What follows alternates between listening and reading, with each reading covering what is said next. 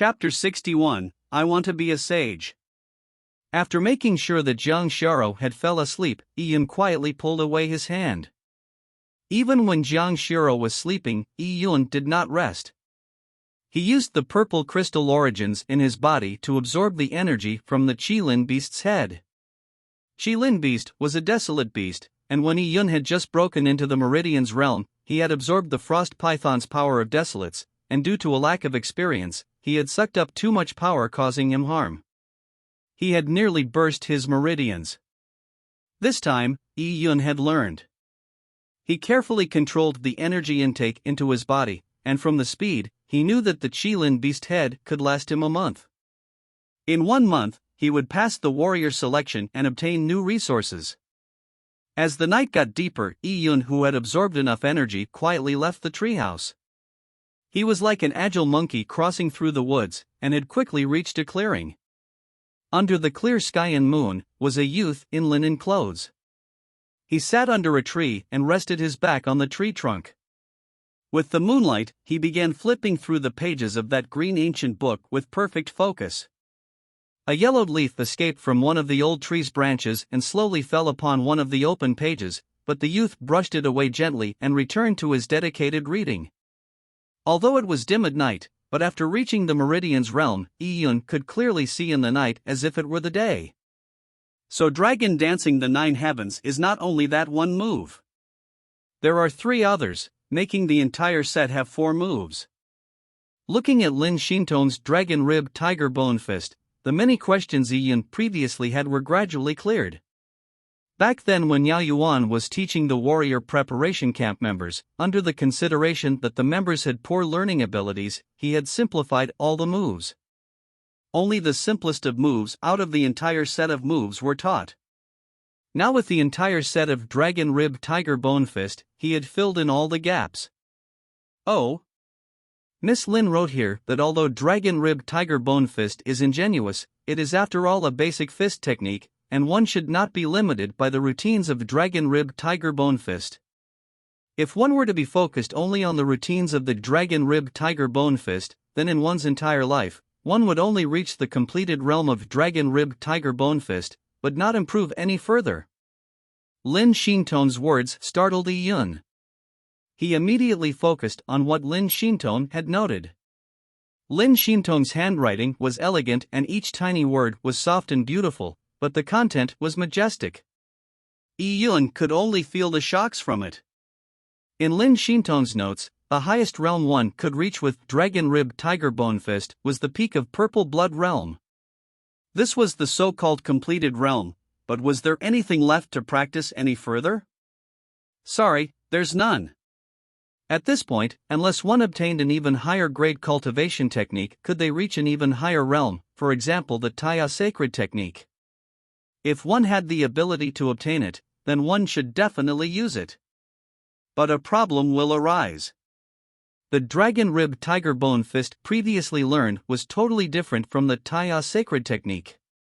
Between the two, there was not much that could be inherited.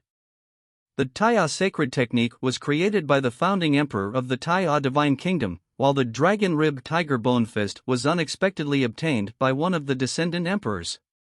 They did not have the same heritage. If 2 different systems were used together, there were parts that could not be blended together into perfection.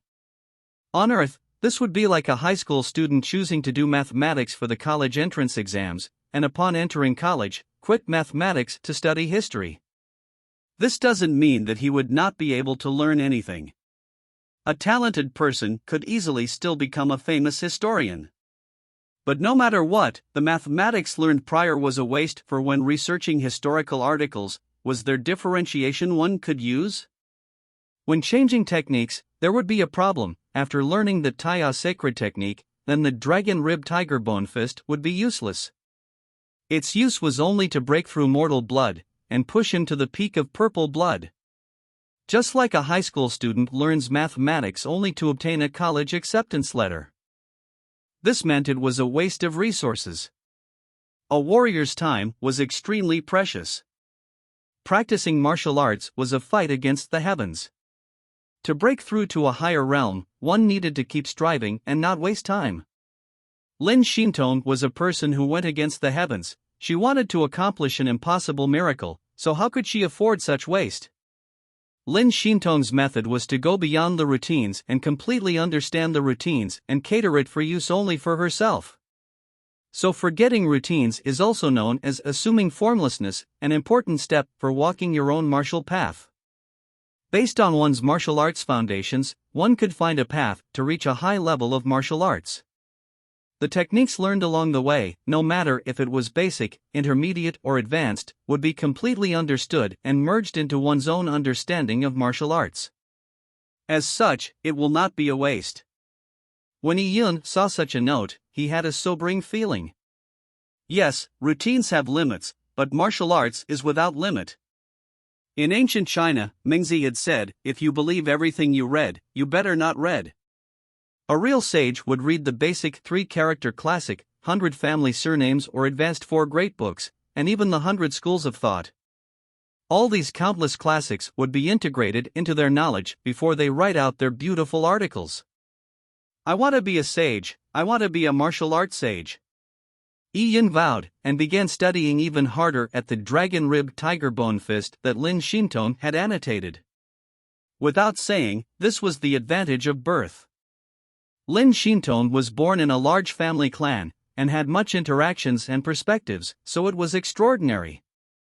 Yi Yun had only practiced martial arts for 2 months, but even if his perceptivity was high, he would not even be able to reach Lin Xintong's dust trails.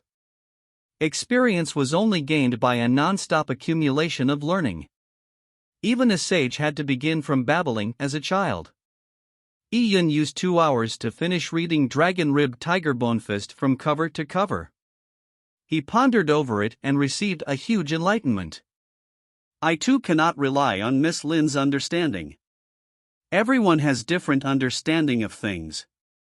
Many things can only be understood but cannot be described. I need to have formed my own opinion.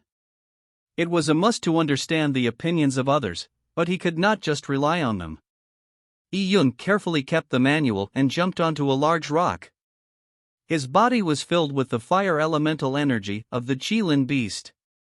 Ever since he broke into the Meridian's realm, the biggest advantage was to be able to flexibly control his body's energy.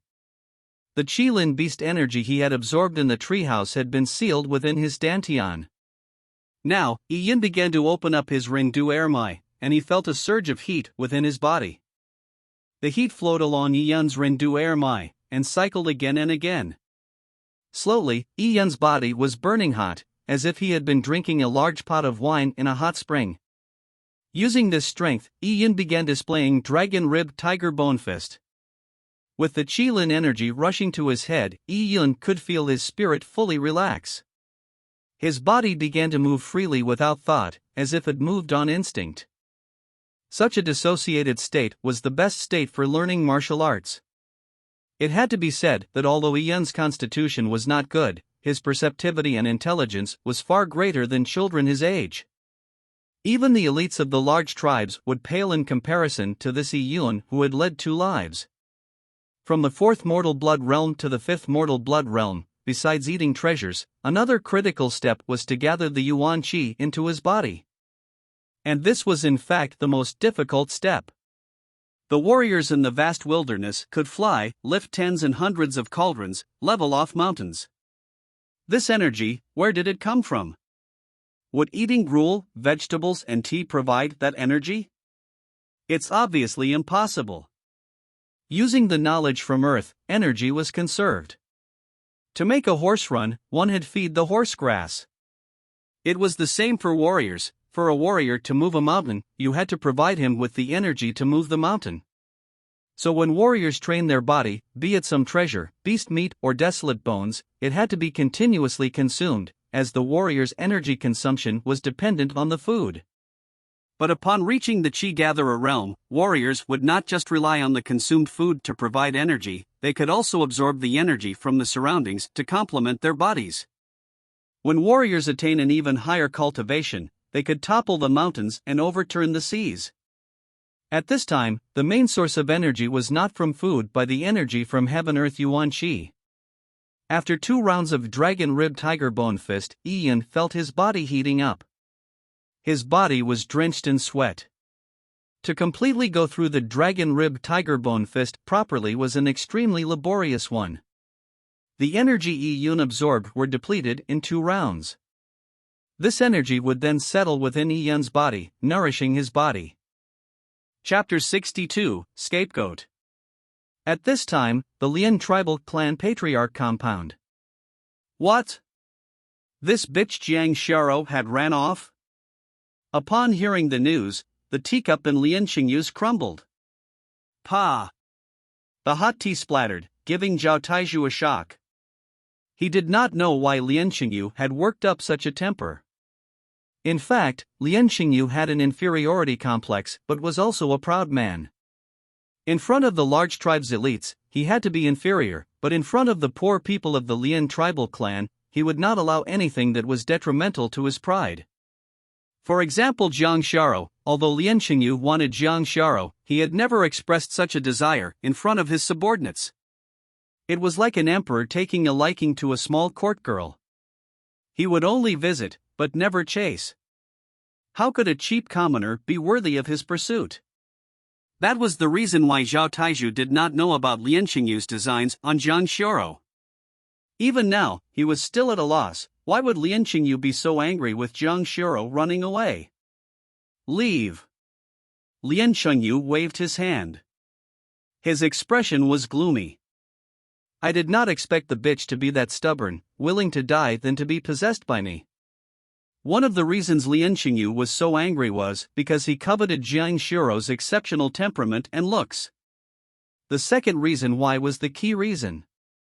Lien Xingyu, having lived in the resource-poor Lien tribal clan, had always been able to get anything he wanted. But he had to bend over just to obtain a discarded piece of resource from a large tribal clan. This accumulated to the point of him having an extreme desire in his heart. He wanted to obtain things that did not belong to him, and if it belonged to him, no one could touch it. To Lien Xingyu, Jiang Xiao belonged to the Lien tribal clan, so she was exclusively his. It was alright if he couldn't obtain the things of others, but the things in the Lien tribal clan was his and his family's. So there was nothing that made him angrier than her escaping. This bitch might already be dead. A 15-year-old girl had to have a lot of courage to escape into the vast wilderness alone, as it was equivalent to suicide. And to send men to find her was impossible. The vast wilderness was so large, who would know which direction Jiang Xiao escaped to? And sending dozens of his men from the warrior preparation camp would probably lead to some deaths. It was not worth it. Very soon, Lien Xingyu received a second piece of news. The men who had taken the blood-thinning pill had finally fallen ill. Actually, the time for them to fall ill had already been delayed from Lien Xingyu's original estimate. They were all extremely weak and each coughed up blood. These ill men were all the pillars of their family. They had originally hoped to earn some additional food for their family by refining the bones. But now, the pillar was gone. These few days, because of the lack of food, there were already a few people who had died of hunger and cold. The first who died were the ill and the elderly. The families with able-bodied men could barely make do, but without their men, their days ahead were unimaginable. And for this, the Lien tribal clan upper echelon no longer came forward to provide assistance. They did not hand down food because Lien Xingyu had decided that these people would not last long and had lost their value. With the meager amounts of food left in the tribe, they still had to carry on recruiting able-bodied men to refine the desolate bones. Of course, after the best batch of fit men were maimed, the second batch were a bunch of mediocres. But it didn't matter since the desolate bones were almost done refining. Despite the Lien tribal clan's upper echelon being so cold and heartless, the people were left in the dark. They did not know the truth, because it was all Ian's fault. The desperate family members of the able-bodied men came to the Lien tribal clan patriarch compound, hoping to be given some food, and hoping they could obtain a blood-thinning pill that had saved their men's lives. Of course, in the eyes of the family members, that was a life-saving miracle drug. But the Lian tribal clan upper echelons dismissed this requests. There were limited numbers of blood-thinning pills, and since it overdraft on a person's life force, why would they waste it on these people who had no chance of surviving? As a spokesperson, Zhao Taizhu arrogantly stood on a dais and gave a disdainful glance at the family members of those able-bodied men. He was once a member of the poor, but now Zhao Taizhu felt he was no longer poor. He had escaped the realm of the poor, and was different from the ant-like inferior creatures. He was now a subordinate of Lian Xingyu. When Lian Xingyu becomes a divine kingdom warrior, or even a kingdom knight, he would be one of the servants of a kingdom knight. You know how great is a kingdom knight? A watchdog of a prime minister's house was equivalent to a grade 3 official. When that happens, Zhao Taizhu would be able to have multiple wives, and become successful. How could he mix with these scrounging poor? What are you making a din for? What are you making a din for? You bunch of bumpkins still want a miracle drug to save lives. How many of these miracle drugs do you think our tribe has? Do you know the cost of refining a miracle drug? Zhao Taizhu looked despicably down at the ragged bunch of women and children. But seeing that they had been stunned by his words, he felt like he was now a person of the upper echelon. If I were to say it bluntly, all you bumpkin lives added up would not be enough to exchange for a miracle drug. You want food? You want miracle drugs? Give up hope. The tribe has previously saved your men's lives once, and you still expect a second? It was your men who got infected by the plague accidentally. It has nothing to do with the tribe. Too bad for your luck? If you want to blame it on that kid Yun. It was he who got infected and spread it to you. That bastard, even in death he is harming others. Zhao Taizhu had the ulterior motives to fan the flames. And at this time, someone with a mean voice rang, "Soldier Zhao is right, it's all because of that Jinxi Yun." This was Lian Suewa's voice. She had been mixed within the crowd and had waited for the opportune time to steer public opinion. Also, that Jiang Xiao, that seductress. Our Lian tribal clan had kindly accepted that troubled family, giving them food and a place to live, and not only did they not repay us, they even brought disaster on us. Fellow villagers, if you want to blame those two jinxes. Lian Suihua shouted at the top of voice, and the family members of the able-bodied men were unable to tell right from wrong in their state of desperation. Besides, the truth was too complicated for them, making it too hard to understand. Now with that bitch Jiang Xiao gone, she had absconded to avoid punishment. Let's burn their house. Let's make sure that she will freeze to death even if she returns. Starve to death. Burning their house is also a form of exorcism. Let's go, fellow villagers. Lian Suihua took off her tattered cloak and jumped up the stage only with a top and began waving her coat, as if it were a small flag. People had a tendency towards mass behavior, so they were easily led. Besides, in their hearts, it was really Yun who had caused their able-bodied men to collapse, causing them to have desperate times ahead. They were most likely going to starve or freeze to death. Under Lian Suihua's instigation, the people besieged Jiang Xiao's house again. These people were either really angry, or simply following the herd. There were some who did not have the heart to do so. But the outcome did not change. 10 torches were thrown towards Jiang Xiao's dilapidated hut filled with cow dung. The flames reached the sky. The crackling sounds were like the cries of the demons. As the tongues of the flames leaked the sky, thick black smoke rose, dyeing the beautiful red sky black. From a distance, Lian Xingyu was watching this scene without expression. Burning Jiang Xiao's house was not enough to appease him, it only mattered if Jiang Xiao was found. He calmly said to the Zhao Taizhu who was standing behind him, "Send down the order, do not affect the desolate bones' refinement. Also, when out hunting, if you find Jiang Xiao, bring her to me. There will be a reward." "Yes, young Master Lian. I will guarantee that it will be done." Zhao Taizhu accepted the order before leaving. Chapter 63, She-Gatherer Realm. In the back mountains of the Lian tribal clan, Yun could see the rising black smoke from afar. He could not see the position of the fire, but he could guess what had happened. He only sneered and said nothing. He was planning to bring Jiang Xiao out of the vast wilderness, so it was alright burning the house. Yi Yun closed his eyes and began expirating the heaven-earth yuan qi. Once his meridians were opened, he could expirate. Expirating was the absorption of heaven-earth yuan qi. After completing one circulation, the energy would be discharged from the pores and subtly transform the body, and was a cumulative process. And having opened up the meridians, they would be the channel for the flow of heaven-earth yuan qi. Lin Xintong's meridians were dried up, so the biggest problem was not being able to expirate the heaven-earth yuan qi, unable to freely use the energy in her body.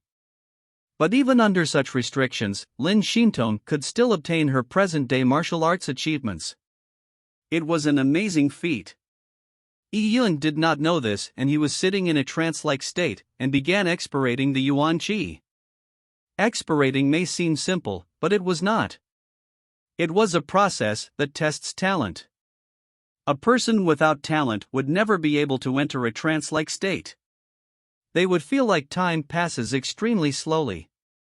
After 20 hours, or even a day or two of cross-legged sitting and expirating, it would be too boring.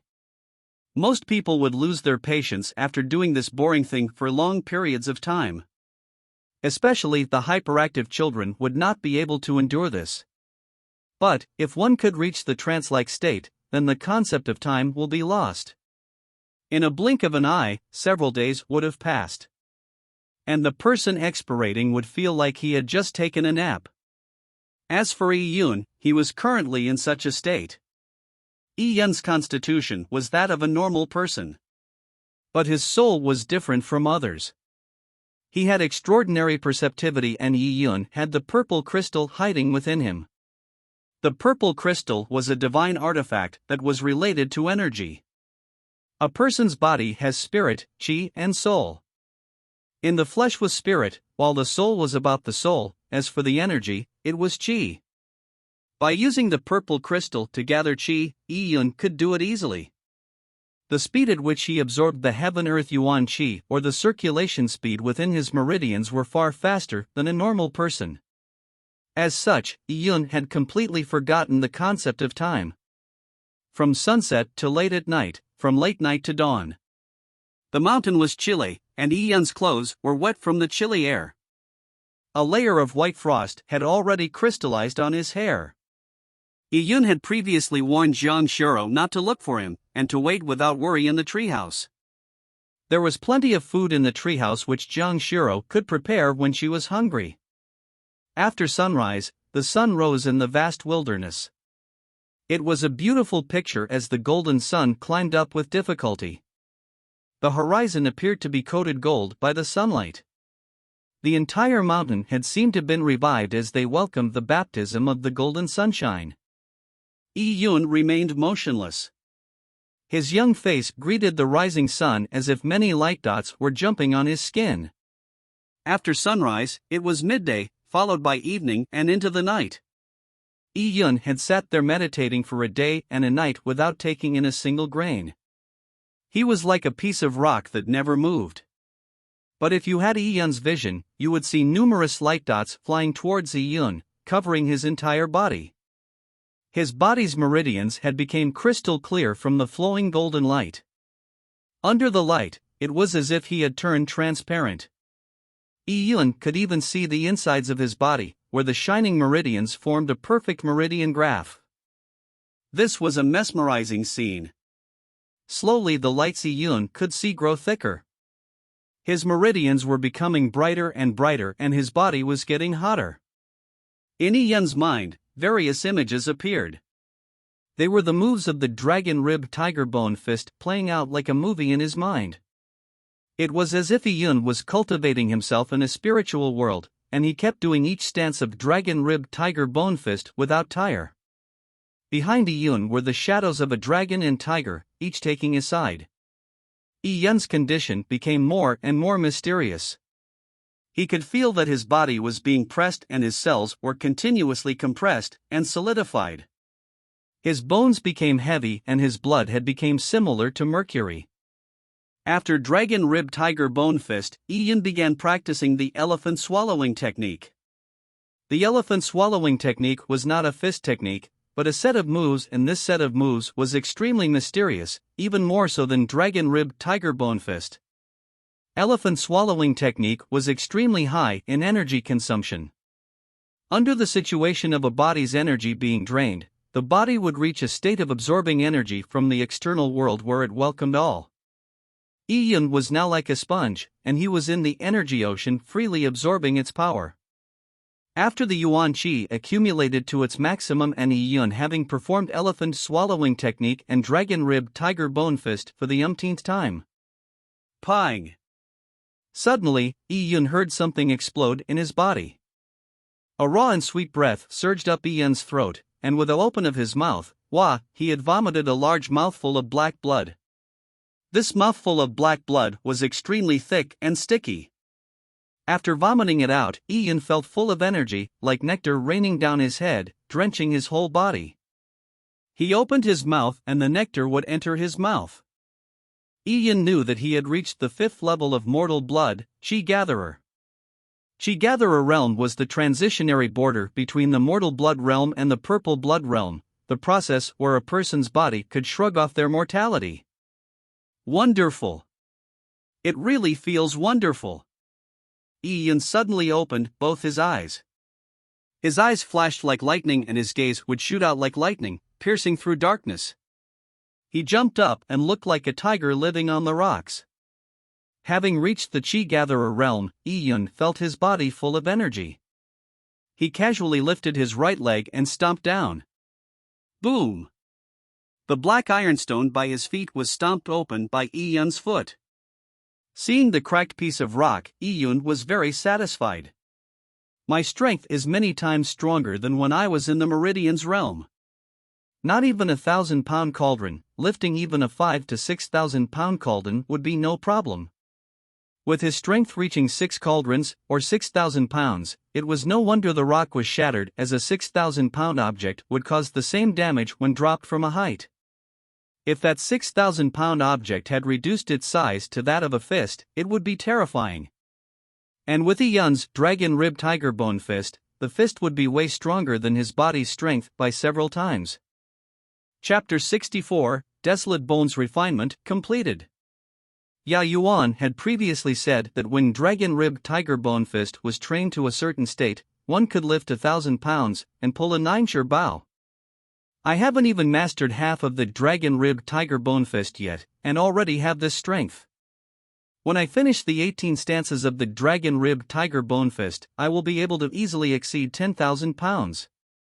At that time, even a 100-shur divine bow would be as easy as shooting marbles, sending the arrow flying thousands of feet, piercing steel plates. If I had this strength in Earth's ancient times, I could win a war by myself. In ancient times, when two armies clashed, if an arrow could be shot to tear the opponent's general apart, the battle would have been won.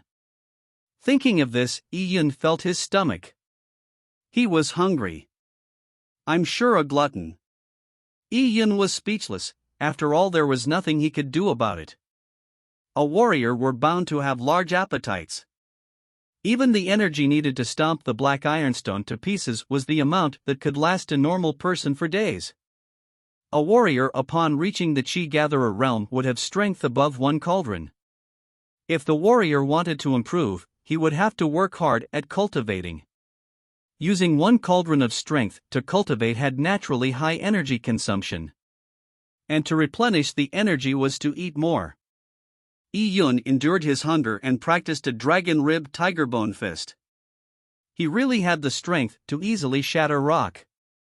It was now comparable to the destructive power of Lin Xintong in her suppressed state. The Qi Gatherer is indeed not the same. But I must not be too obsessed with dragon rib tiger bone fist. As Miss Lin said, although this fist technique is exceptional, but it's still just a basic cultivation technique. But I can't look down on it because it's a basic cultivation technique. On the contrary, I should work even harder, refining it to perfection, until I can step beyond the routines, integrating dragon rib tiger bone fist fully, digesting it till it becomes my own method. Yi Yun was thinking of this and activated his technique and flew through the woods. Like a cat, he jumped back to the treehouse. In the treehouse, Jiang Shiro was still sleeping. But she had not been sleeping soundly. She was lying by her side and a slender thigh peeked out from the blanket, and had tightly clasped the blanket. At the same time, her small hand was grabbing to a corner of the blanket, and her face was pale, with eyebrows frowning. From her wrinkle-free forehead, a line of perspiration appeared. Yi Yun knew that Jiang Shiro was having a nightmare. A 15-year-old girl having suffered a catastrophe and have experienced emotional swings would still feel insecure, even though everything was now over. Yi Yun walked lightly to the wooden bed, and lay down beside Jiang Shiro. He hugged her from the back and softly whispered into her ear, "Everything will be alright, I'll always be by your side." Yi Yun's words were like magic. Jiang Shiro's frown eyebrows relaxed and she no longer grabbed her blanket rightly. The corners of the mouth started curling, and a calm smile appeared. Yi Yun gently pulled a corner of the blanket and covered himself, sleeping with his clothes on. He had been practicing martial arts for 2 months and had almost not have any sleep every night. Tonight, in this treehouse, it was a space that belonged to Yi Yun and Jiang Shiro. He decided that he would take the night off, accompanying his sister. In the darkness, Yi Yun could see the faint light dots that emitted from the Qilin heat. They were like little flies, flying towards him slowly. Yi Yun had broken through to the Qi Gatherer realm, so his body was extremely hungry. With an energy source, the purple crystal would stream all the energy to strengthen his body. After eating the energy, although it could do the same as making him full, it could not compare to the eating of delicacies. As Yi Yun thought about it, he became more determined. He wanted to leave the cloud wilderness and walk towards the unknown world, and become a peerless expert. By reaching the peak of the martial world, he could be able to see the magnificent scenery. Slowly, Yi Yun fell deep into sleep. Even in his sleep, the purple crystal in his heart carried on pulsating with his heart, replenishing Yi Yun's energy. In the Lian tribal clan, faint cries could be heard deep into the night. This was due to the able-bodied men who had fallen ill from refining the frost python desolate bones. Supposedly, these people would not have been able to last 5 days before dying.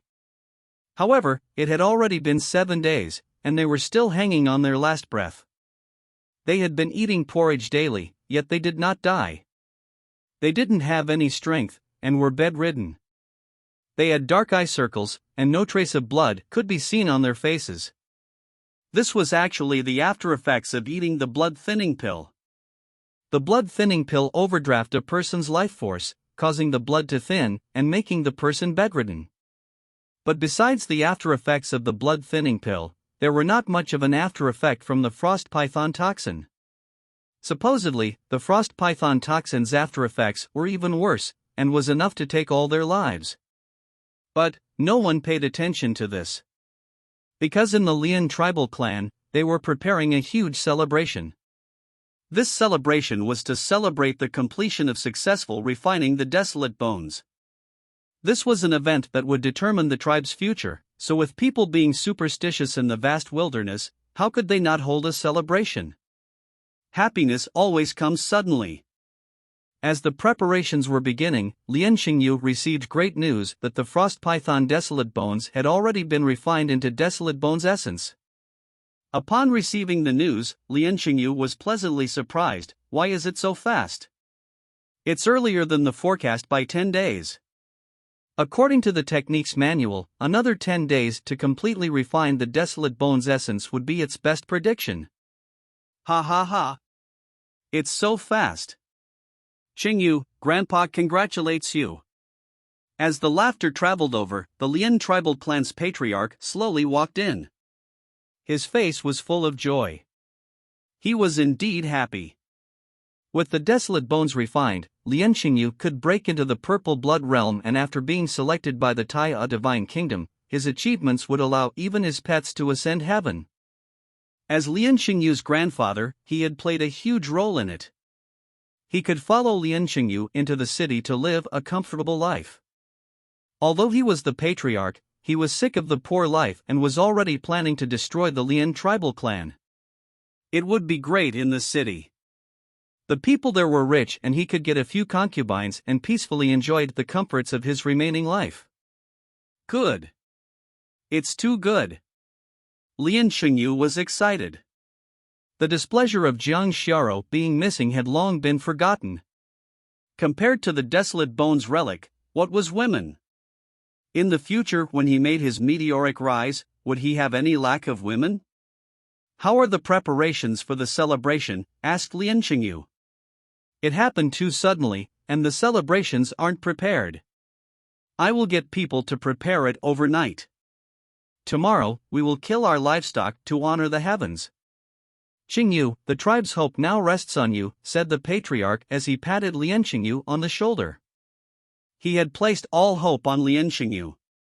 Tomorrow, good. Tomorrow will be the day. Although Lian Xingyu could not bear the weight to eat the Desolate Bones essence, he knew that to achieve greatness, he had to sharpen his mind. Patience was extremely important. Lian Xingyu had been waiting for years, so he was willing to wait another day. He knew that he had struggled with great difficulty to obtain the Desolate Bones relic. In order to adjust his mental state, he had to calm himself down before eating it. Only then will it achieve maximum effect, allowing him to break into the purple blood realm. That day many of the tribal elders prayed in the Lian tribal clan's patriarch compound. As for Lian Xingyu, he was served by 4 maidens, taking care of his every need. These 4 maidens were about 16 years old. They were all slim, but their skin was rough and had looks inferior to Jiang Xiao's. However, in a small tribal clan like the Lian tribal clan, they were one of the prettiest. If it was a normal day, Lian Xingyu would have s*x with these maidens, but today his mind was as still as water, as he conditioned his mental state. Chapter 65, Lian Xingyu is nervous. That night, Lian Xingyu ate vegetarian, burned incense and meditated the whole night, conditioning his mind to its optimal state.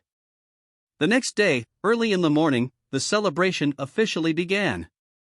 Zhao Taizhu led the members of the warrior preparation camp and moved the bone horn used by the Lian tribal clan to honor the heavens. 2 strong men would carry it, and another strong man will use all his strength to blow through it. The deep baritone echoed over the Lian tribal clan and could be heard miles away. The auspicious hour has come, shouted Zhao Taizhu at the top of his voice. Such a grand celebration by the Lian tribal clan attracted all the tribespeople. As long as they could get off the bed, even a 1-year-old child would be carried here by his mother. The venue was packed to the brim. Dawn! Dawn! Dawn! The drummer began beating the drum. It began slow but became more rapid as time went by. The worn cowskin covering the drum seemed like it could hardly withstand the large force. Kill the animals! Zhao Taizhu shouted again. His face was ruddy and he was in high spirits. To be the celebration's master of ceremony was such an honor. The members of the warrior preparation camp led the only head of cattle in the Lian tribal clan over and slaughtered it. The Lian tribal clan had originally 3 heads of cattle, but with the shortage of food, 2 of them were slaughtered to make bacon. Most of it had been given the upper echelon of the Lian tribal clan, and small amounts of it had been given to the able-bodied men who refined the Desolate Bones as a reward. Now, even the last head of cattle was killed. It was equivalent to the burning of bridges. Without the cattle, it was even harder to farm in the village. The land of the wilderness was filled with black ironstone. To open up a land for agriculture was extremely difficult. Members of the warrior preparation camp like Zhao Taizhu would pale in comparison to a cattle if they were to try to plow the land. Lian Xingyu was stronger than a head of cattle, but would Lian Xingyu pull a plow? With the head of cattle dead, the blood was collected. The tribes which came and wiped the blood all over her body and began dancing like an epileptic. That's right, this witch was the same witch as the one who joined the villagers in throwing cow dung at Jiang Xiao's house. In fact, there was only one witch in the Lian tribal clan. Finally, the bones have been brewed, it's great. Now young Master Lien can become a purple blood warrior," Lien Suehua said proudly among the crowd. As her voice was loud, many people heard her. "I heard that if young Master Lien were to be chosen by the kingdom, he could bring us into the big city to lead a good life. Will our future change for the better? It may not matter to an old man like me, but my kid is just over 10 years old. If he could leave this shithole, it will be great." The people of the vast wilderness only concerned about their future life. With the cattle slaughtered, Herb Mountain picked dry, and the grain warehouse empty, it could be said that the Lien tribal clan had spent everything, and were now penniless. If they met with failure, the consequences would be unthinkable. Could something go wrong regarding this matter? A middle-aged man asked uncertainly. He was afraid. Pooey. Pooey. Pooey. What are you saying? Of course nothing will go wrong. The people began to discuss. They were very hopeful about Lien Xingyu breaking through to the Purple Blood Realm and participating in the kingdom's selection. "Mama, will we get some meat?" As people looked forward to the future, a 3-year-old girl in her mother's bosom asked as her eyes stared at the beef that was placed in the cauldron to cook.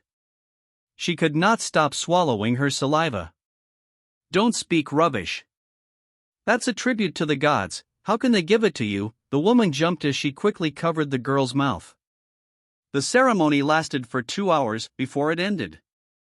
Lien Xingyu, wearing a grand robe with silver armor, came to the stage. Today Lien Xingyu was in high spirits. In front of Lien Xingyu was a jade box and it was covered by a piece of red silk. Lien Xingyu took a deep breath, for the time has finally come. It was time to realize his ambitions and aspirations. He slowly pulled the silk away to reveal the item inside the jade box. In it was a desolate bone essence the size of a fist. This desolate bone essence was an item that had cost all his family's assets. The look of the desolate bone essence did not look good. It was mud brown in color and its looks could not be compared to the peanut-sized crystal-clear desolate bones relic. This was understandable. They had used a backward technique to refine the desolate bones essence. They had brewed the energy within the frost python desolate bones in leaf fire water, and evaporated the leaf fire water, crystallizing it to obtain the desolate bone essence. How could something made that way look pretty? Even though it didn't look good, in Lien Xingyu's eyes, it was the most exquisite work of art in the world. It was related to his future, related to all the hope he had placed on the item. Lien Xingyu calmed his mind and took up the desolate bone essence with both hands and ate it. The fist-sized desolate bone essence was like a ball of mud, even the texture was no different from eating mud. The taste was self-evident. But Lien Xingyu was not willing to waste it. He was careful, without missing a bit. He even licked his fingers clean. He was nervous. This was the first time eating a desolate bone essence. The energy within it might be violent, but his body constitution was not bad, so he should be able to withstand it. The ceremony is over. Everyone, out! Zhao Taizhu shouted loudly. The members of the warrior preparation camp began to chase the people away, in order not to affect Lien Xingyu.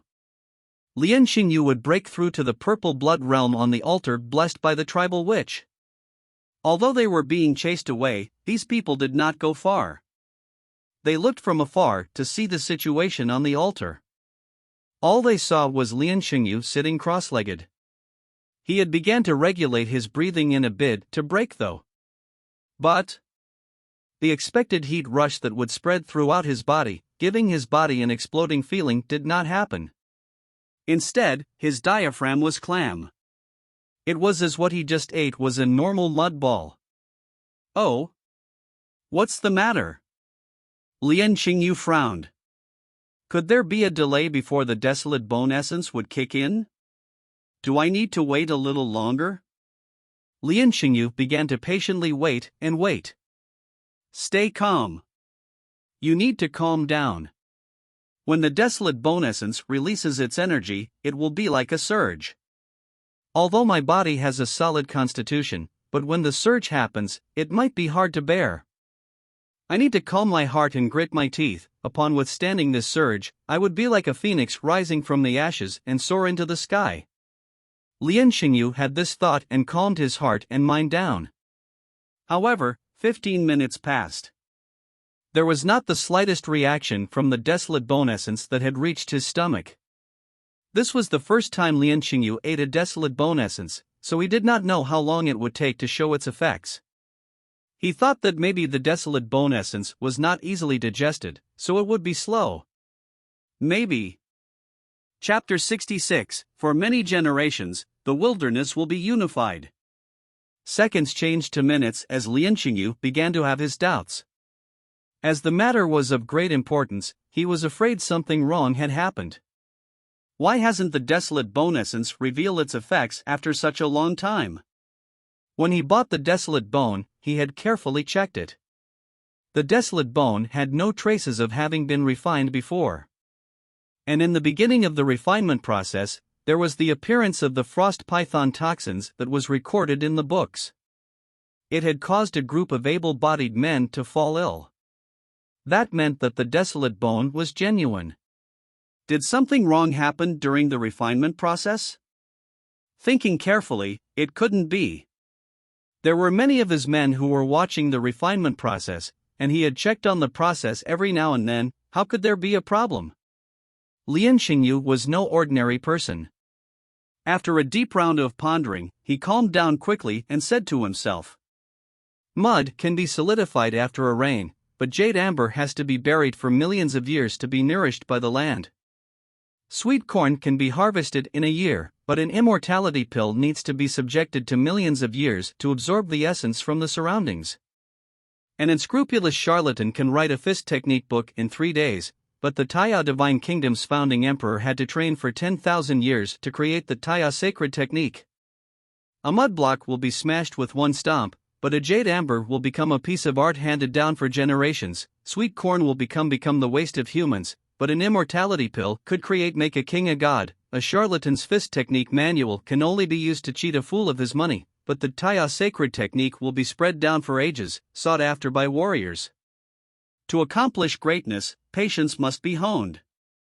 If I cannot endure these few minutes, how can I accomplish greatness?" Lien Xingyu began thinking, and his expression turned calm. But 1 hour passed. Lien Xingyu still sat with a calm mind.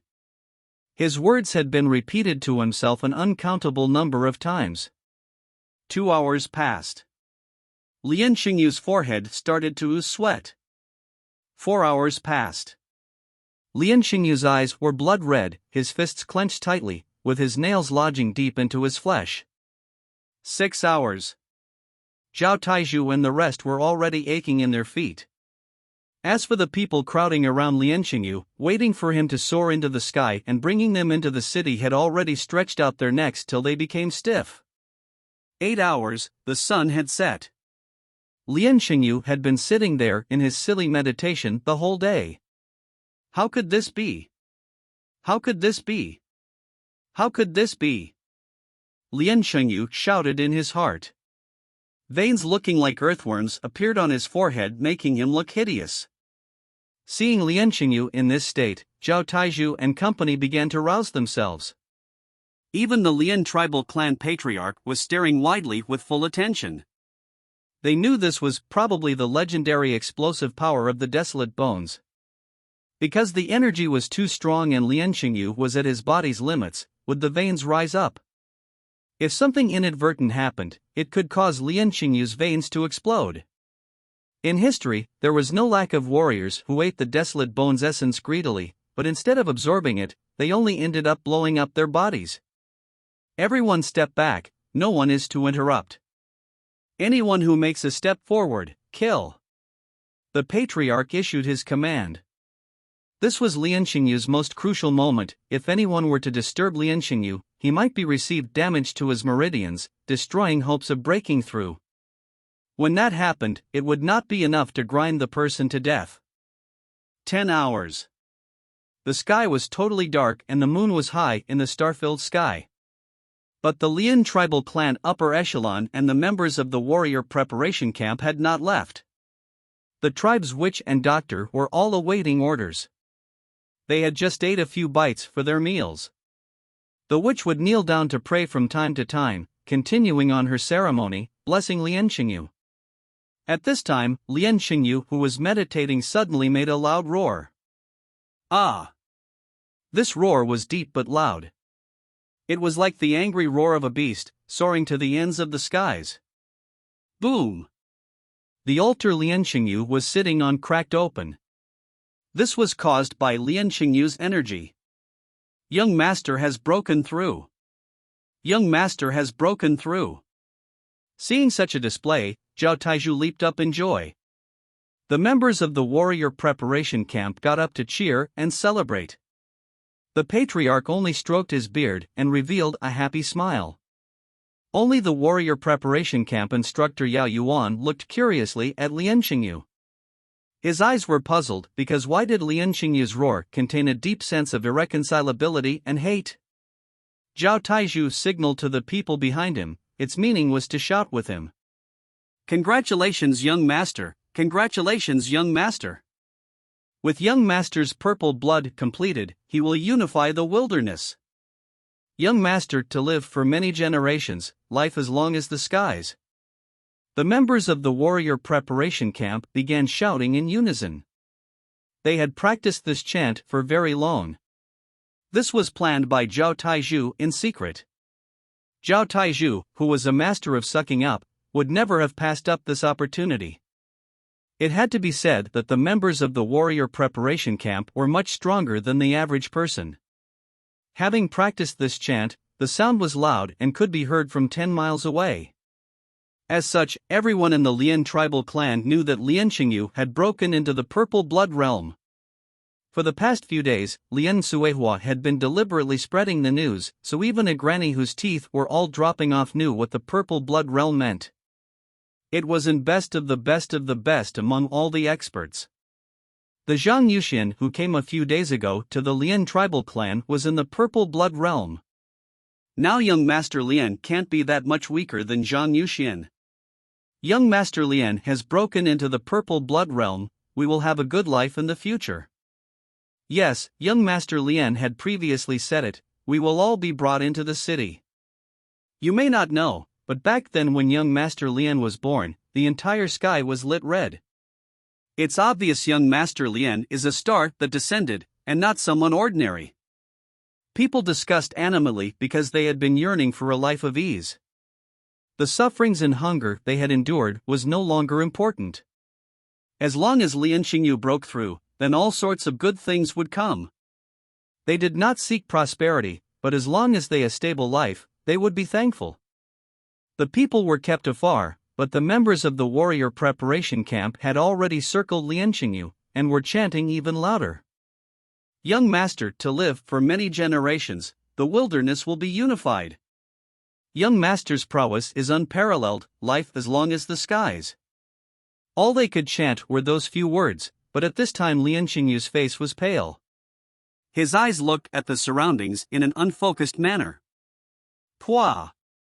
A mouthful of scarlet fresh blood spit out from Lian Xingyu's mouth like a red fountain, spraying all over the floor. Zhao Taizhu was kneeling right in front of Lian Xingyu, and that mouthful of blood had sprayed onto Zhao Taizhu's face, drenching him crimson.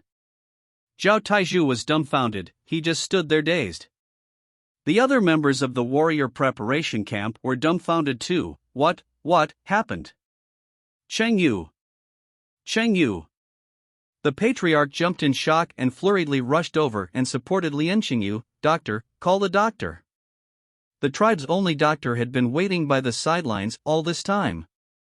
He was old and did not know any martial arts. His legs were aching from the long standing.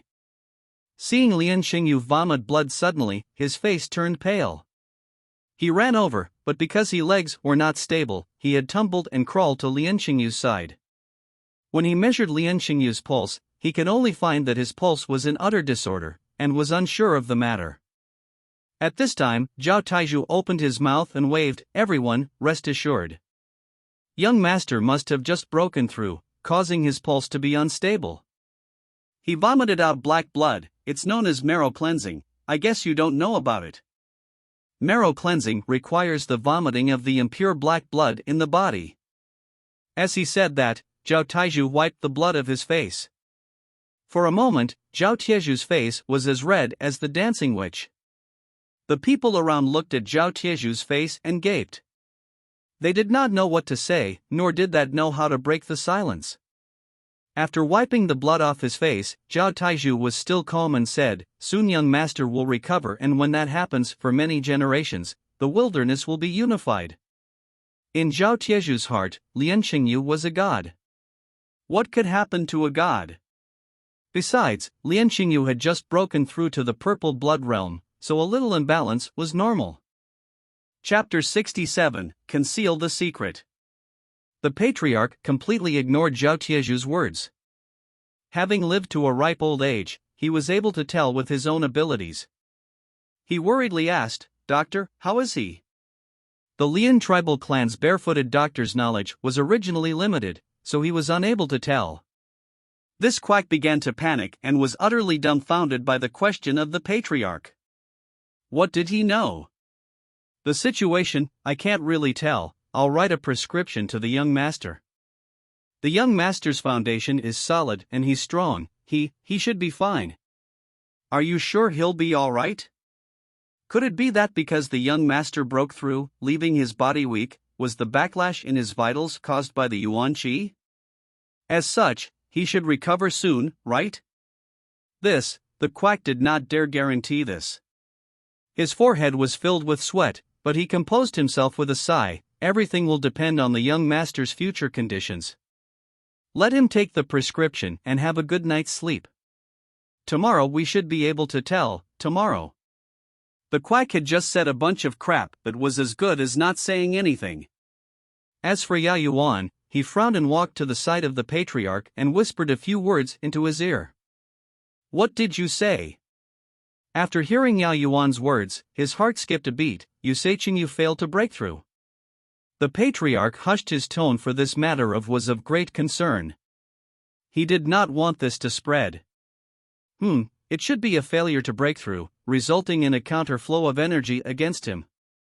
It might have been due to anger that resulted in this. Yao Yuan had chosen his words wisely in order to not agitate the patriarch. But those words still made the patriarch dizzy. How could it be? Zhao Taizhu, who was extremely calm, turned anxious upon hearing Yao Yuan's words. But Yao Yuan gave him a stern look, shutting Zhao Taizhu up. He knew that Yao Yuan's experience was extraordinary. Yao Yuan had previously broken into the purple blood realm before, so what he said could not be bunk, so it had to be the truth.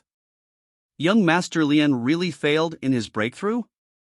Seeing Lian Qingyu's barely breathing, unconscious self, Zhao Taizhu could no longer deceive himself. Qingyu, the patriarch, suddenly seemed to age by 8 years as he stumbled to pick up Lian Qingyu. Seeing the crowd approaching, the patriarch hurriedly said in a hushed tone to the surrounding people, "Qingyu's failure to break through is to be kept confidential. It cannot be announced." The patriarch's voice was weak. Be it the refinement of the desolate bones or the breakthrough of Lian Qingyu, it was a high-profile and great event. Such an event of great importance was tied deeply to the prestige and reputation of the leadership. If the tribe were to know that Lian Qingyu had failed to break through, in spite of all that was put in to obtain the desolate bone essence, including the lives of the weak and the old, what would the tribe think? What sort of prestige would be left? How were they to rule the clan in the future? Besides, all the cattle had been slaughtered, the herb mountain was picked dry, and there were no more stored rations left. Under such a situation, if the tribe were to know that Lian Qingyu had not only failed to break through, but even vomit blood, wouldn't they revolt? They were all hoping for Lian Qingyu to bring them good days ahead. Carry Qingyu into the courtyard. Unrelated personnels are not to come close. The patriarch said in a harsh tone, carrying a sullen expression. Then what should we say to the tribe people? Zhao Taizhu asked puzzledly. Say that Qingyu had broken through to the purple blood realm, but he had received some injuries from the violent energies of the desolate bones. He will need to be nursed back to health for a few days. The patriarch decided to cover up the secret. and everything had to wait till Lin Qingyu had recovered. As the Lian tribal clan were in a frenzy, and the mess the tribe's upper echelon was in, the culprit, Yi Yun, was building a fire in the back mountain. Oh, he was grilling chicken wings. Yi Yun sang as he grilled. This was a parody of a song in Flirting Scholar, where Stephen Chow was caught eating chicken wings when he was supposed to be on his deathbed. I love chicken wings. I love grilled chicken wings the most. I love Hongshao chicken wings the most. This was a comedic song without any sense and poor rhythm, but Yi Yun still sang it very happily.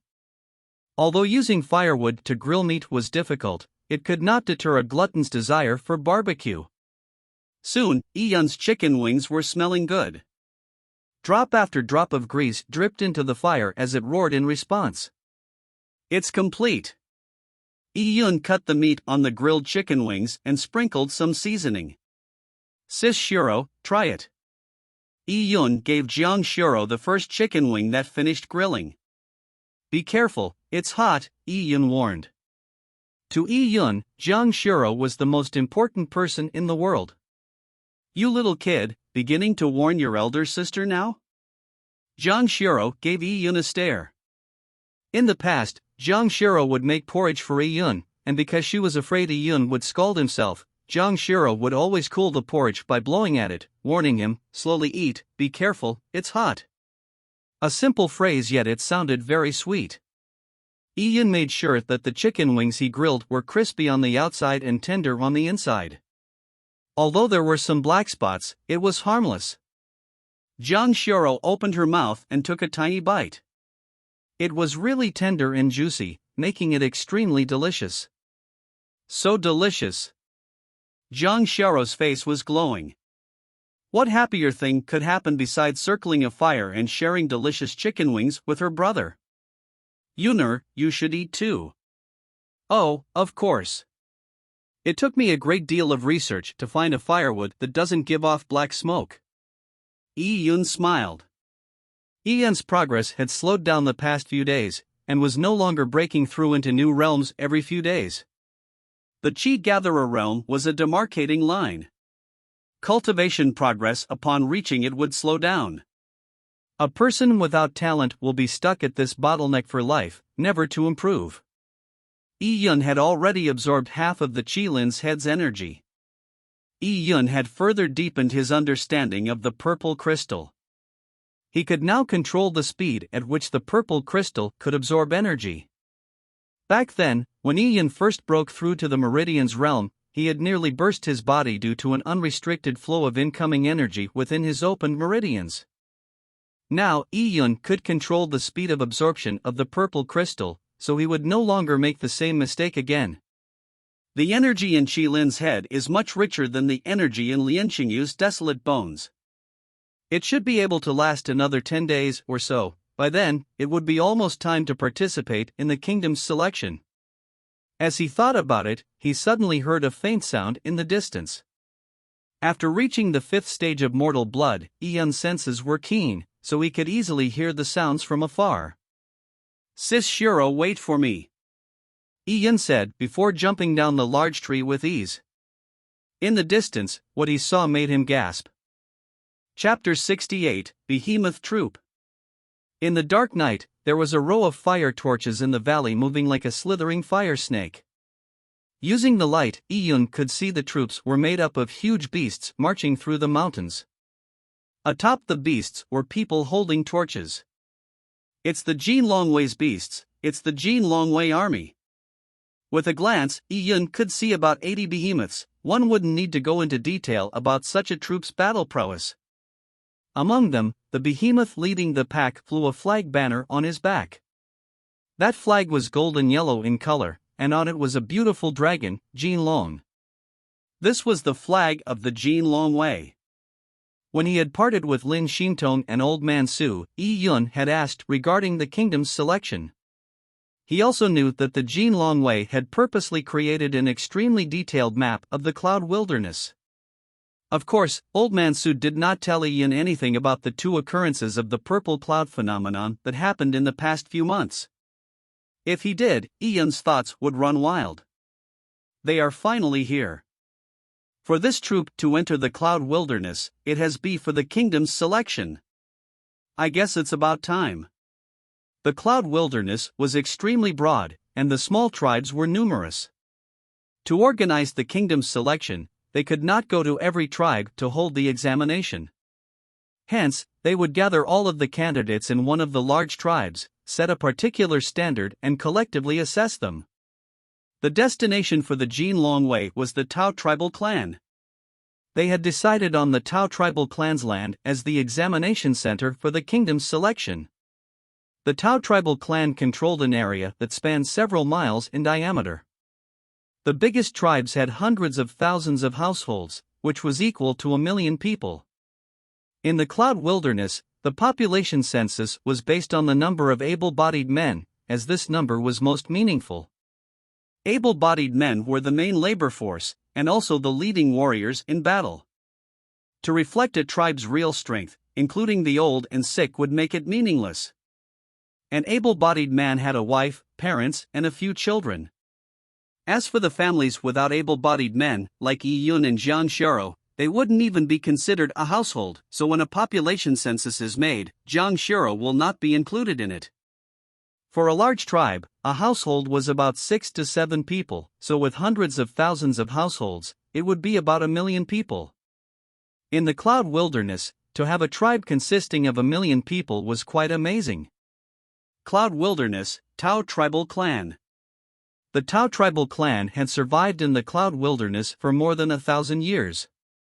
As they had a long history, they were able to form a martial art heritage they could call their own. As for a small tribe like the Lian tribal clan, they had no fences surrounding them, but for the Tao tribal clan, strong sturdy fences circled them. These wooden fences were made of thick circular logs placed side by side. Each was over 10 meters high. These logs were obtained from a particular tree in the vast wilderness.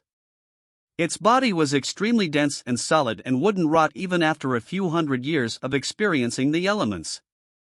For the Tao tribal clan to able to last all these years, the key reason was due to the tribe's wonderland Tao Mountain.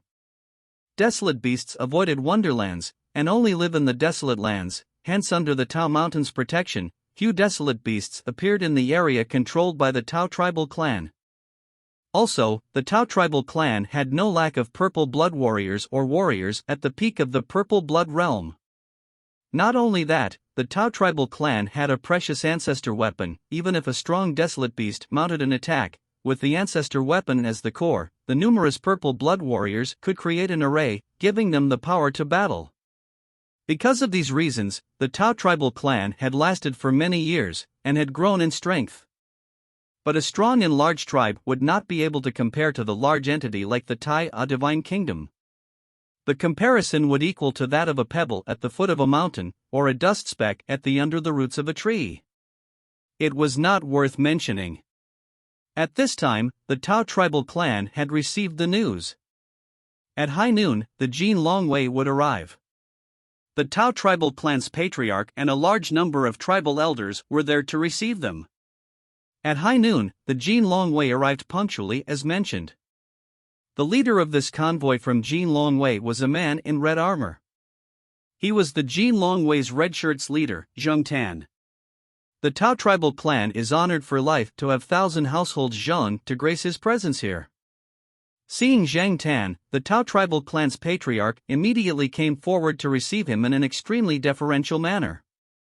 In the Jin Longwei, the red shirt's leader commanded 1,000 people, so they were commonly addressed as 1,000 households. Of course, the households refer to able-bodied men. In the armies within the Tai Divine Kingdom, the Jin Longwei did not have any females. Women formed their own troop. A typical 1,000 households was nothing, but 1,000 households of the Jin Longwei was not the same. To the Tao tribal clan, this sort of person was not someone they could afford to offend. These are our tribe's new generation of aspirants. Come, greet the 1,000 households. The Tao tribal clan's patriarch said that as he waved his hand. Behind him were 100 young warriors with ages ranging from 13 to the 20 years of age. They greeted household Zhang in unison. These people were all the next generation of elites from the Tao tribal clan, and they were participating in the kingdom's selection. The patriarch had hoped that by getting the young warriors to greet Zhang Tan, one or two of them would catch the eye of Zhang Tan, allowing them more chances of nurturing. But it was a pity, Zhang Tan had absolutely no interest. In fact, the Jin Longwei's officers were extremely elitist. Having come from the kingdom's capital, it was rare for them to appreciate a warrior from the Cloud Wilderness. It wasn't because they looked down on them, but because the warriors of the Cloud Wilderness were inadequate. From Zhang Tan's point of view, the reason for the Jin Longwei to come to the Cloud Wilderness was to investigate the phenomenon that appeared in the Cloud Wilderness. As for the kingdom's selection, it was just a matter of convenience, and there was no expectations to discover any prodigies in the Cloud Wilderness. Zhang Tan took a slight glance at the group of youths in front of him and said with a businesslike attitude, "The reason for my trip is for official business, so there's no need for extravagance. Enter the city." Zhang Tan waved his hand and the Jin Longwei directly moved in. The young warriors of the Tao tribal clan were originally full of anticipation and had prepared for it meticulously, but having waited for the day to come for the Jin Longwei to arrive, they were ignored. With this, the young warriors were depressed. "This 1,000 households Zhang, he totally looked down on us. That's too much. Our Tao tribal clan is the biggest tribe in the region. Although we are located in the wilderness and are poor in resources, but having grown up in the wilderness, we have grown up experiencing battles and seeing blood. How could those greenhouse flowers stand up to our real fighting experience? Soon it will be the selection. We will make the Jin Longwei officers know that they were wrong. We may not do well, but our Tao tribal clan's first young master is about to complete a tempered body and reach a state of dragon pulse. In this warrior selection, he will definitely shine." These young warriors discussed in private with a defiant tone. The Tao tribal clan's first young master was named Huya and was well known throughout the tribe. This was because he was extremely close to reaching the state of tempered body. In the vast wilderness, it was extremely hard to reach a tempered body state. Zhang Tan led the Jin Longwei straight to their encampment. After a short rest, he changed and left alone in the middle of the night. Without any followers and without anyone noticing. Chapter 69, Diagram. In an elegant courtyard, there sat an old man dressed in fine clothes playing chess with a girl dressed in white clothes. "Master, it's your turn." The girl in white smiled. This girl was the girl, Lin Xintong, that Yi Yun had the chance to meet. And the old man she addressed as master was of course Old Man Su. Old Man Su knitted his brow in concentration as his fat finger tightly squeezed a chess piece, indecisive of his next move.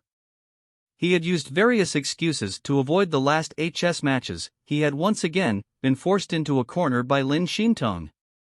Seeing that his king was about to abdicate, and he did not have any way to get out of his predicament. "Kuko, Xintong, your chess skills have improved and resemble my skills of the past. Looks like I have to get serious," the old man Su brazenly said. It made Lin Xintong snigger, but all she did was to urge her master to make his next move. Lin Xintong seldom smiled, only in front of Old Man Su would she display the small liveliness a young girl would normally display. In Lin Xintong's mind, Old Man Su was both her master and grandfather. At this time, a voice came from the door. "This lesser commander, by order of the emperor, is here to deliver a letter to Grand Master Su." "Ah. There's a guest," said Old Man Su as if his savior had arrived. "Not playing anymore, not playing anymore. A guest is here. Xintong, bring the pot of tea here." With that, Old Man Su used his fat arms to swipe across the chessboard, messing up all the chess pieces. Lin Xintong was speechless and said with humor, "Your tea disciple had already prepared the tea. Master had been too focused on the game that you didn't drink it." "Eh?" Old Man Su looked at the teapot on the table as he blinked speechlessly. Fortunately, the Jin Longwei's 1,000 households Zhang had entered the yard and cupped his hand, saluting Old Man Su. "This lesser commander, by order of the emperor, is here to deliver a letter to Grandmaster Su." May Grandmaster Su look over it. As Zhang Tan said it, he placed the letter on the chess table politely. It was a red letter with a seal rune on it. Old Man Su's main reason for being at the Tao tribal clan was to wait for the letter that Zhang Tan brought him. He took the letter and with a serious look on his face casually said, "Zhang Tan, right? You've worked hard. Have some tea." Zhang Tan paused for a moment and glanced at the teacups on the table.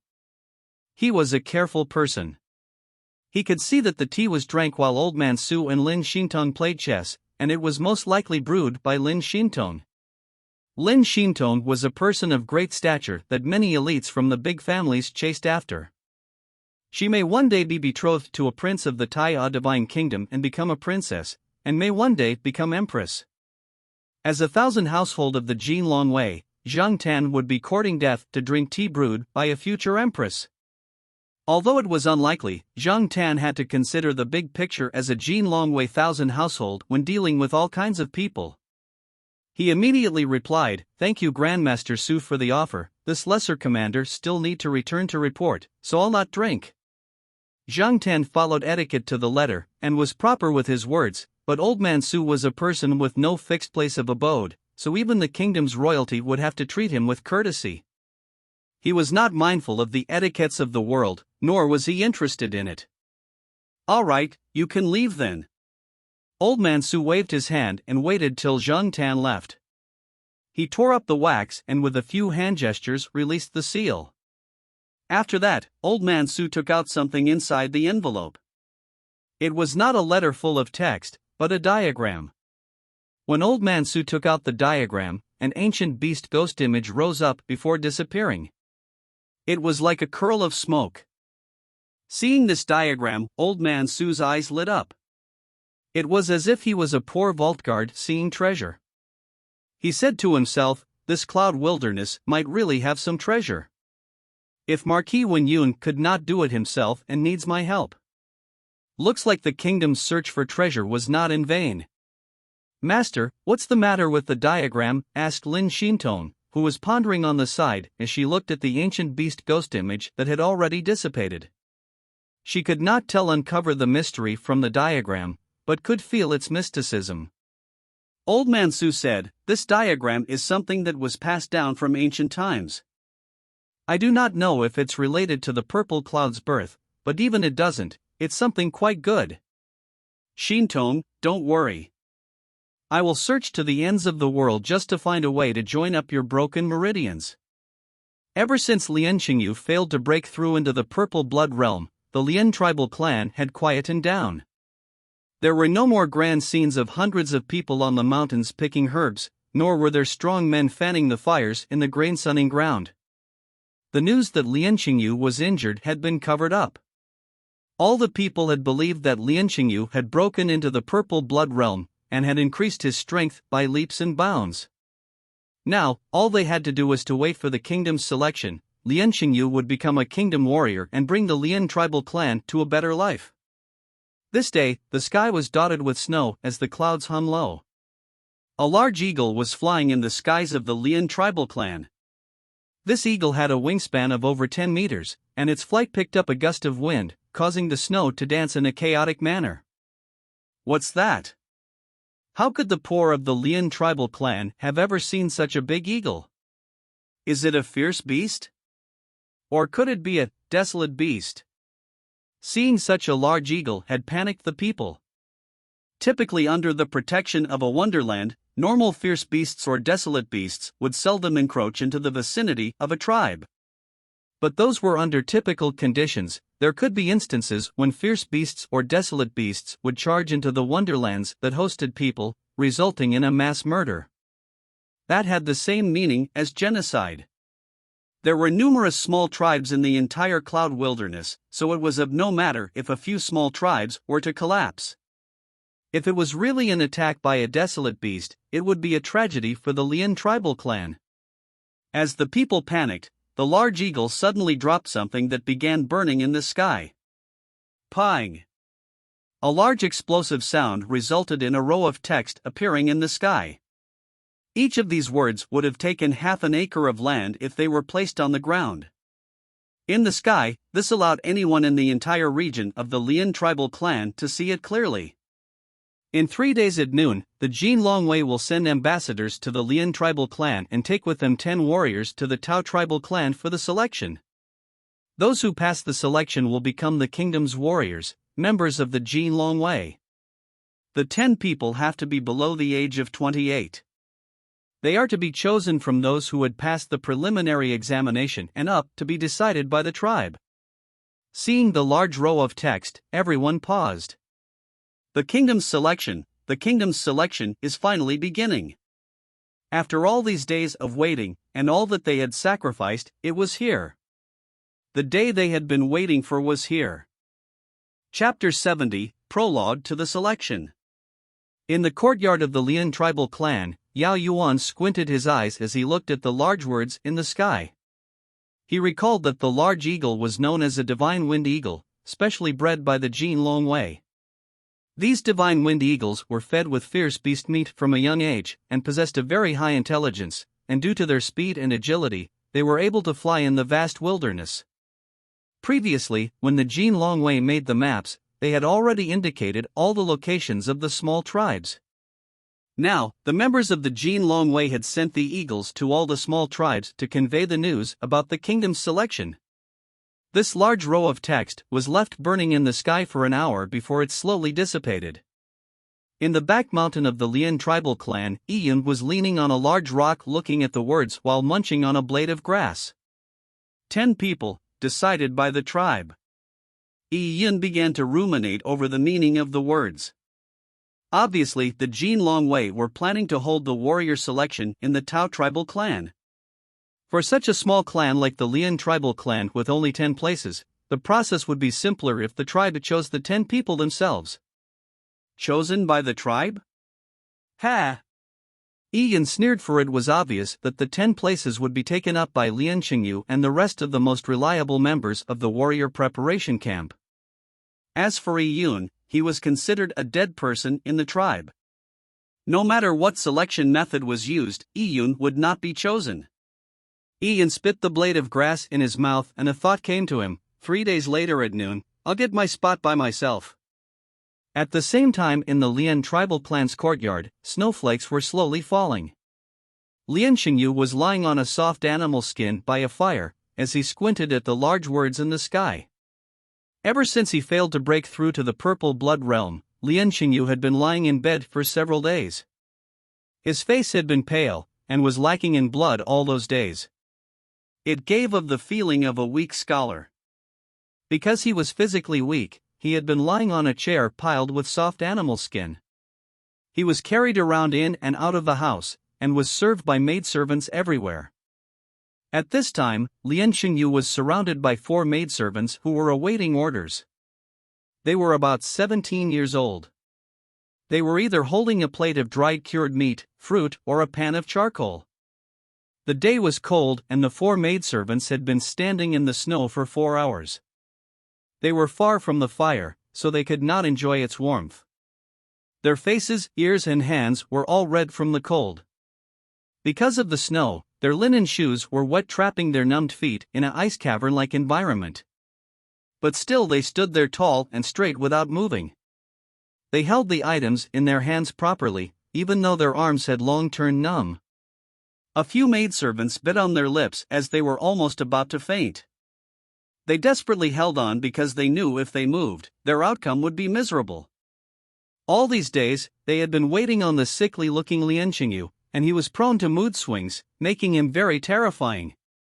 3 days ago, a maidservant beside Lian Qingyu had accidentally spilled the porridge on the animal skin rug when she was bringing the porridge over.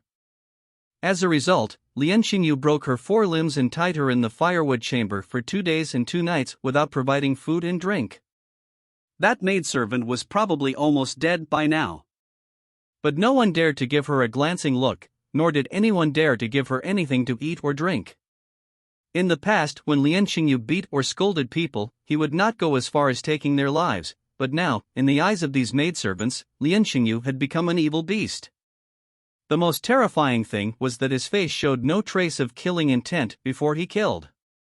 He could be laughing 1 second, and in the next second he would pull out a knife to stab you blind, cut your tongue and crucify you before placing you into an urn.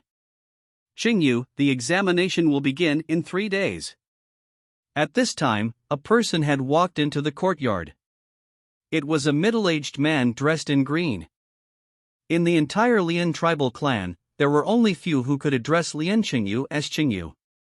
It was mostly the elders of the Lian tribal clan. As for the only qualified outsider, it had to be the warrior preparation camp's instructor, Yao Yuan. Yes, I've seen it. Lian Qingyu answered weakly. He had never expected that he would be in such a state. With the desolate bone essence failing to work and his failure of breaking through to the purple blood realm, Lian Qingyu had received too great a shock. He had accumulated all of his home's assets, spent all his fortune, and burned down bridges just for that one bet, but when the time came, it was relentlessly destroyed. His 17-year life had practiced martial arts for a decade for that one dream, and just as he made the final step towards success with the kingdom's selection, he had completely failed. The greater the hope, the greater the disappointment. It was evidenced by Lian Qingyu's angry vomiting of fresh blood at the altar. Qingyu, you had been triggered by anger, causing you to injure your meridians. This is not a light injury and will need plenty of rest. During this period, you must not use martial arts, nor should you circulate your body's energy. It's best you do not even move, or there might be permanent damage. Yao Yuan said that as he glanced thoughtfully at the 4 maidservants by Lian Qingyu's side. Lian Qingyu wrapped his body within the animal skin rug and said, I got it. Instructor Yao, look at my body, do you think I'll be completely fine when the selection begins?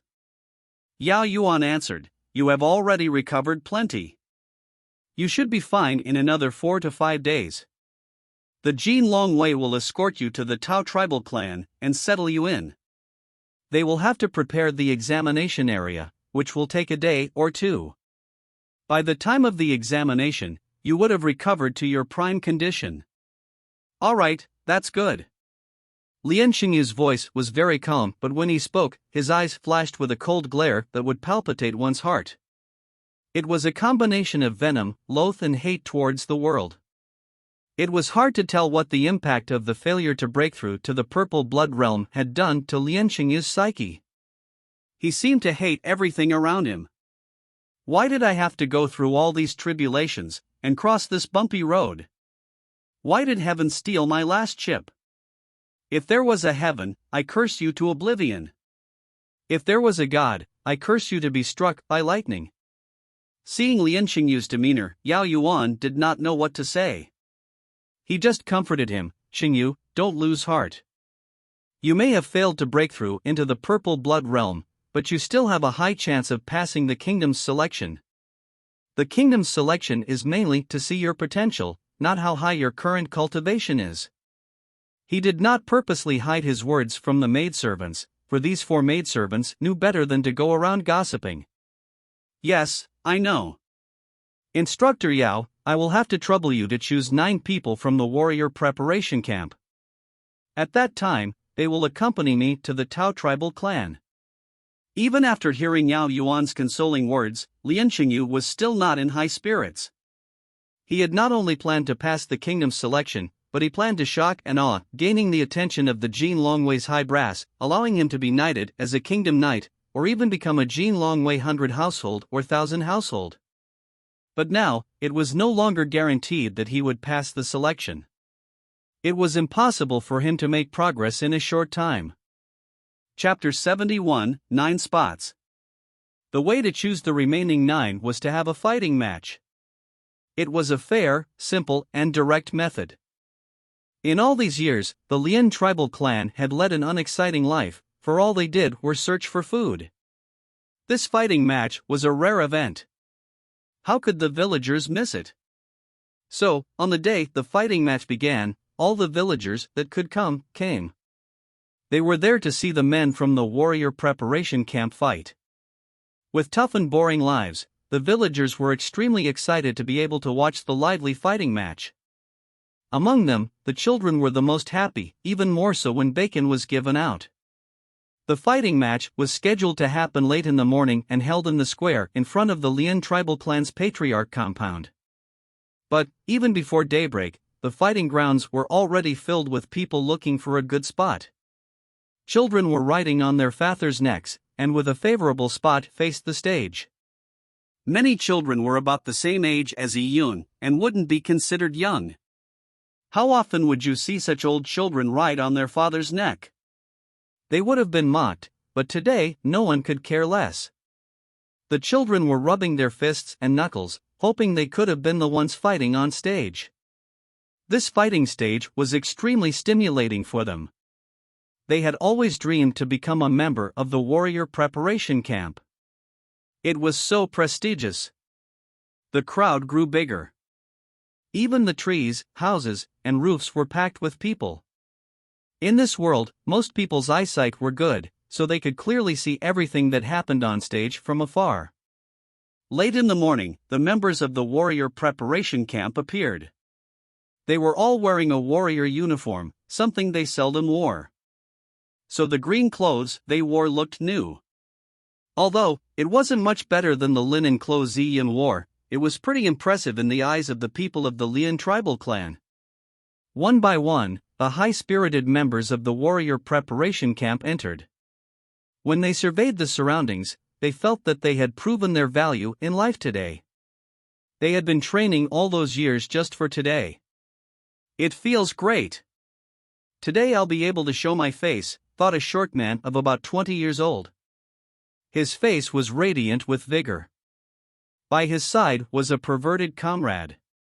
He glanced at the girls surrounding them as if stripping them off their clothes, saying, "This time I'll show my prowess, letting all the bitches in this village see how much vitality I have. In the future, when I shake my pinky, all these girls would be running to me." Life was tough in the village, so besides eating, men had only one other primal pleasure. As the old Chinese saying goes, food and sex. The basic human nature comprised of the need to eat and the need to have x. These were natural instincts animals had when they came into this world. For today's fighting match, the men from the warrior preparation camp had specially slaughtered 2 dogs. They had planned to celebrate after the match by eating meat and drinking alcohol. These 2 dogs were the hunting dogs reared by the village. But it's all right, the kingdom's selection was soon. They would be leading good lives soon. What use was there for a hunting dog? Look, it's young Master Lian. With the loud shout, a sudden uproar emerged from the crowd. Everyone looked over, and indeed, out from the patriarch's compound came 2 men carrying a rattan chair. Lian Xingyu was sitting on that rattan chair with an animal skin rug draped over him. His eyes were squinted as if he was asleep. Behind him were the 4 maidservants. In their hands were the stove and a fruit plate. They looked like they were being extremely careful. "Young Master Lian, it's really young Master Lian." The villagers immediately became excited, ever since Lian Xingyu had broken through. To the Purple Blood realm, his prestige in the Lian tribal clan had reached unimaginable heights. Everyone had placed their hopes into Lian Xingyu leading them into the city to lead a better life. It could be said that Lian Xingyu was now the spiritual pillar of support of the Lian tribal clan. The people began to fervently worship Lian Xingyu, as he was now the absolute king in the tribe. Anything he did would obtain the unconditional support of the Lian tribal clan. Whoever he wanted dead, a word without reason was sufficient to make the people be his murdering tool. Whichever girl he wanted, with a word, the people would wash her clean and deliver her to Lian Xingyu's bed. For the past few days, Lian Xingyu had been a recluse, preventing the people from seeing him. How could they not be excited when they finally saw him? Many 17-year-old girls were flushed with excitement. It was indeed true that the girls of the vast wilderness worshipped the strong, but compared to a rough, dark-skinned man like Zhao Taizhu, a pretty boy was much better. In the hearts of the girls of the wilderness, the most ideal match would be someone like Lian Xingyu, who was both strong and extremely handsome. These few days, Lian Xingyu had already become the dream lover of many girls in the Lian tribal clan. Begin, Lian Xingyu said lightly. He clearly did not care whatever happened on stage. What a joke, it was the brutes from the warrior preparation camp. To him, they were all a bunch of straw bags. Even if they trained for another 100 years, they would not even be able to touch the Jin Longwei's gates. It was clear to the people that he was haughty and that he even had a faint disdainful look. But to the group of girls, it made him even more charming, making them worship Lian Xingyu even more. They all flocked to this grand match, yet young Master Lian could not even be bothered with it. This was the difference in outlook. Round, start. Zhao Taizhu shouted at the top of his lungs. Ever since he got closer to Lian Xingyu, he was the unspoken leader of the warrior preparation camp. In the past few days, he had enjoyed the benefits of the Lian clan herb mountain because he had managed to get the herbs that Lian Xingyu rejected. This caused Zhao Tieju's strength to increase a lot. In a situation with scarce resources, whichever member of the warrior preparation camp had the most resources, they could cultivate the fastest. Because he was afraid the others would be jealous, he had secretly used the drugs. He had also hid from others that his strength had increased by leaps and bounds. Even Zhao Taizhu did not know how much his strength had increased. He wanted to test it out on stage, for it was a place that gave Zhao Taizhu the chance to flex his muscles. After hiding it for so long, when I go on stage, I'll amaze the world with a single brilliant feat. After having a significant increase in strength, Zhao Tieju's ambitions had grown. He had already planned to be the #1 henchman of Lian Xingyu, and no one was to vie with him. Chapter 72, The Pinnacle of Zhao Tieju's Life.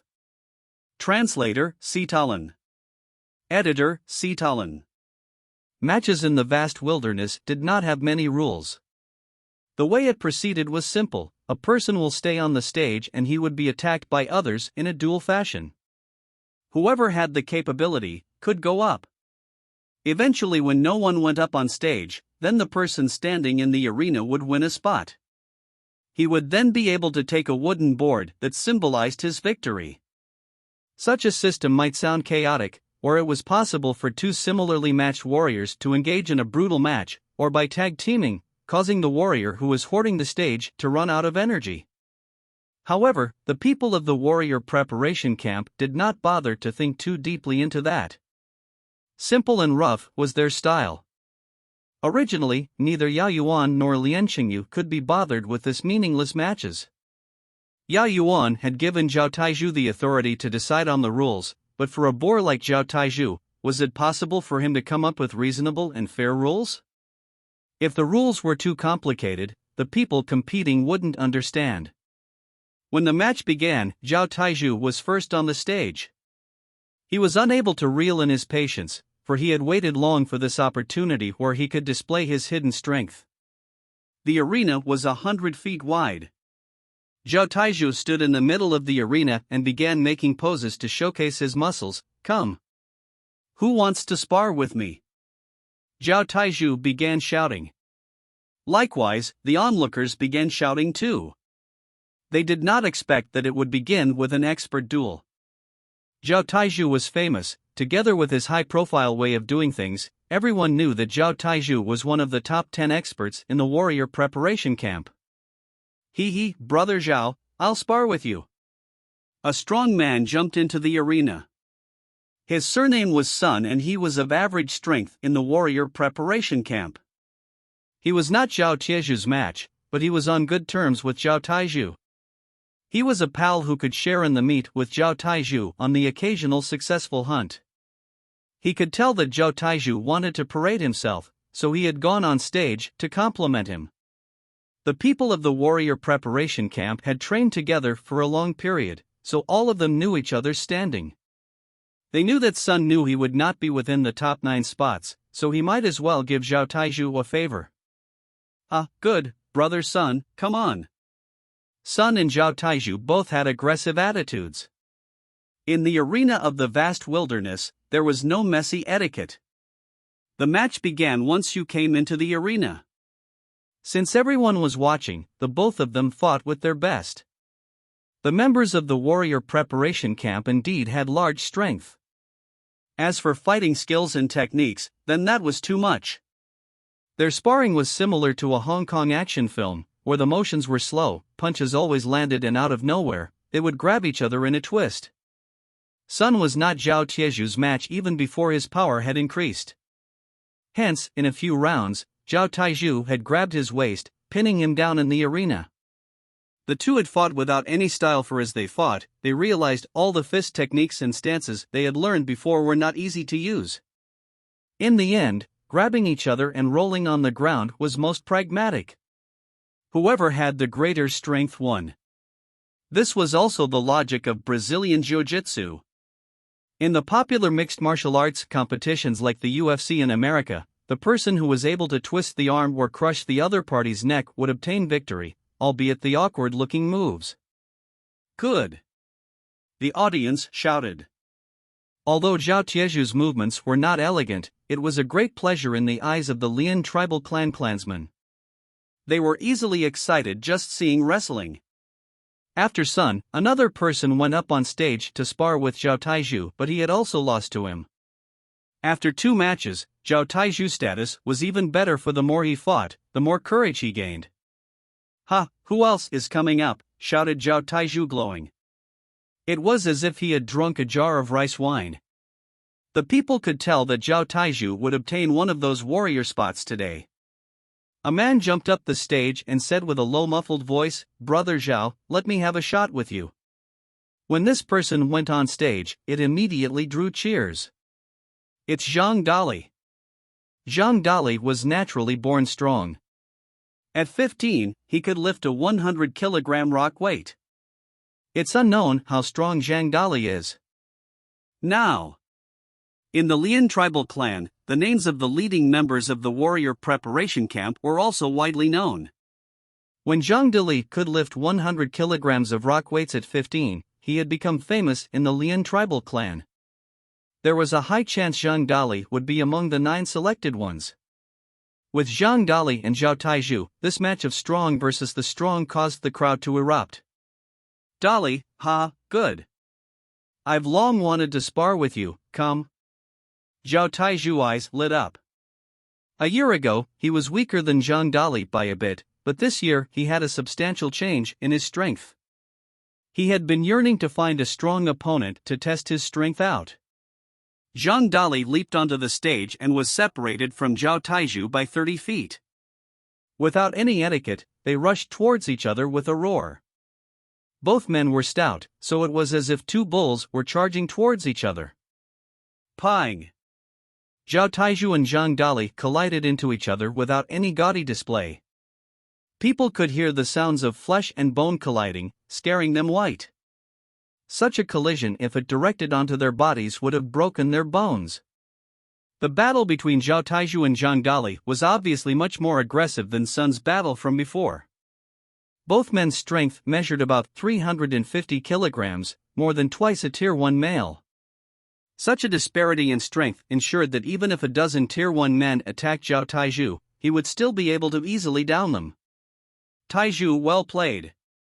In the crowd, Lian Suowa was shouting at the top of her voice.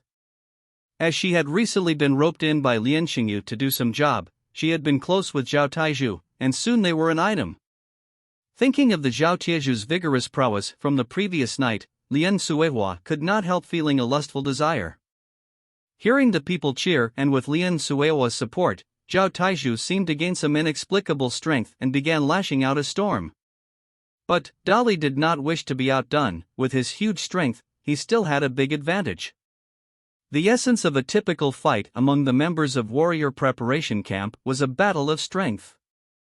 This was also why lifting stone rollers was their leading performance and the way to gain bragging rights. After wrestling on the ground for a long time, Zhao Taiju finally managed to suppress Zhang Dali. He was held down and could no longer move. The main reason why Zhao Taiju was able to suppress Zhang Dali was due to him eating lots of herbs, causing his fitness to increase along with prolonged stamina. He had won this match due to his stamina.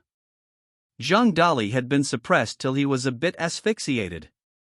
He did not understand how Zhao Taiju was able to be like a tireless bull, how did he have an unexpendable amount of energy? It has to be said that although the average member of the warrior preparation camp had great strength, their arms would still be sore after lifting a 250 kilogram stone roller 8 times. It was not easy to be like Zhao Taizhu, who becomes stronger the more he fought. Zhang Dali gasped for air as he asked, You can't have broken through to the vigor realm, have you? Ha ha ha, almost. Zhao Taizhu began to brag. Most of the members of the preparation camp were in the valiant realm, and Zhao Taizhu was far from the vigor realm. How could it be easy to be at the stage of breathes in like a snake, out like an arrow? Zhao Taizhu had just a bit more endurance, but if he stayed in a poor place like the Lian tribal clan, he most likely would never be able to break through to the vigor realm. The surrounding commoners knew what the vigor realm meant. After all, the kingdom's selection had been known for a long time, and Lian Qingyu had long announced what was the purple blood realm. Under the false information by the ruling class of the Lian tribal clan, the people had all believed that Lian Qingyu had entered the purple blood realm. To the ignorant commoners, they felt that the purple blood realm was as powerful as a deity in heaven. If Zhao Taizhu was said to be a bull, then Lian Qingyu was a terrifying desolate beast. The gap between them was heaven and earth. The more they felt Lian Qingyu's strength, the more hope they had that Lian Qingyu would bring them into the city. At the same time, they felt that by following Lian Qingyu, it would be an honor to become a servant under him. In this chaotic world, people did not think about freedom. To those who could not fill their stomachs, freedom was an extravagance and a joke. All they wanted was to follow a good master and to be satisfied with a meal. Ha ha ha. Zhao Taizhu broke into a laughter. He was very pleased with the present scene. He also knew that there was no way he would be able to pass the kingdom's selection, but to be able to show off, Zhao Taizhu felt like he had reached the pinnacle of his life. Chapter 73, Yi Yun's appearance. Who else wants to come up and try? Zhao Taizhu was in high spirits. Dongji, you want to come up here and play with me? Seeing no one coming up, Zhao Taizhu began calling out names. Brother Zhao, don't joke with me. How can I win against you? Just now the punch you sent out had a ring in your joints. Isn't that the thunder something, and Bao shooting down flock realm or something? All kind of methods of kissing ass was used by this young warrior by the name of Dongzi. He understood that to survive in the warrior preparation camp, he had to grab onto someone great, so that when the meat was handed out, he would receive more. Ha ha ha.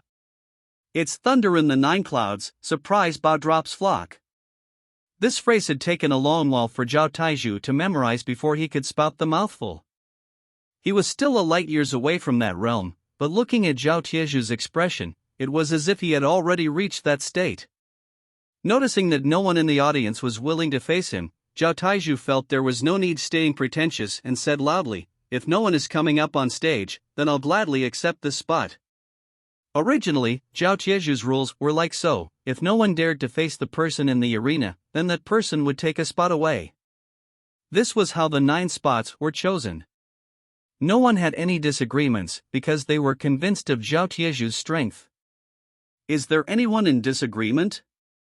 Zhao Taizhu deliberately slowed down the speed at which he collected the wooden tablet.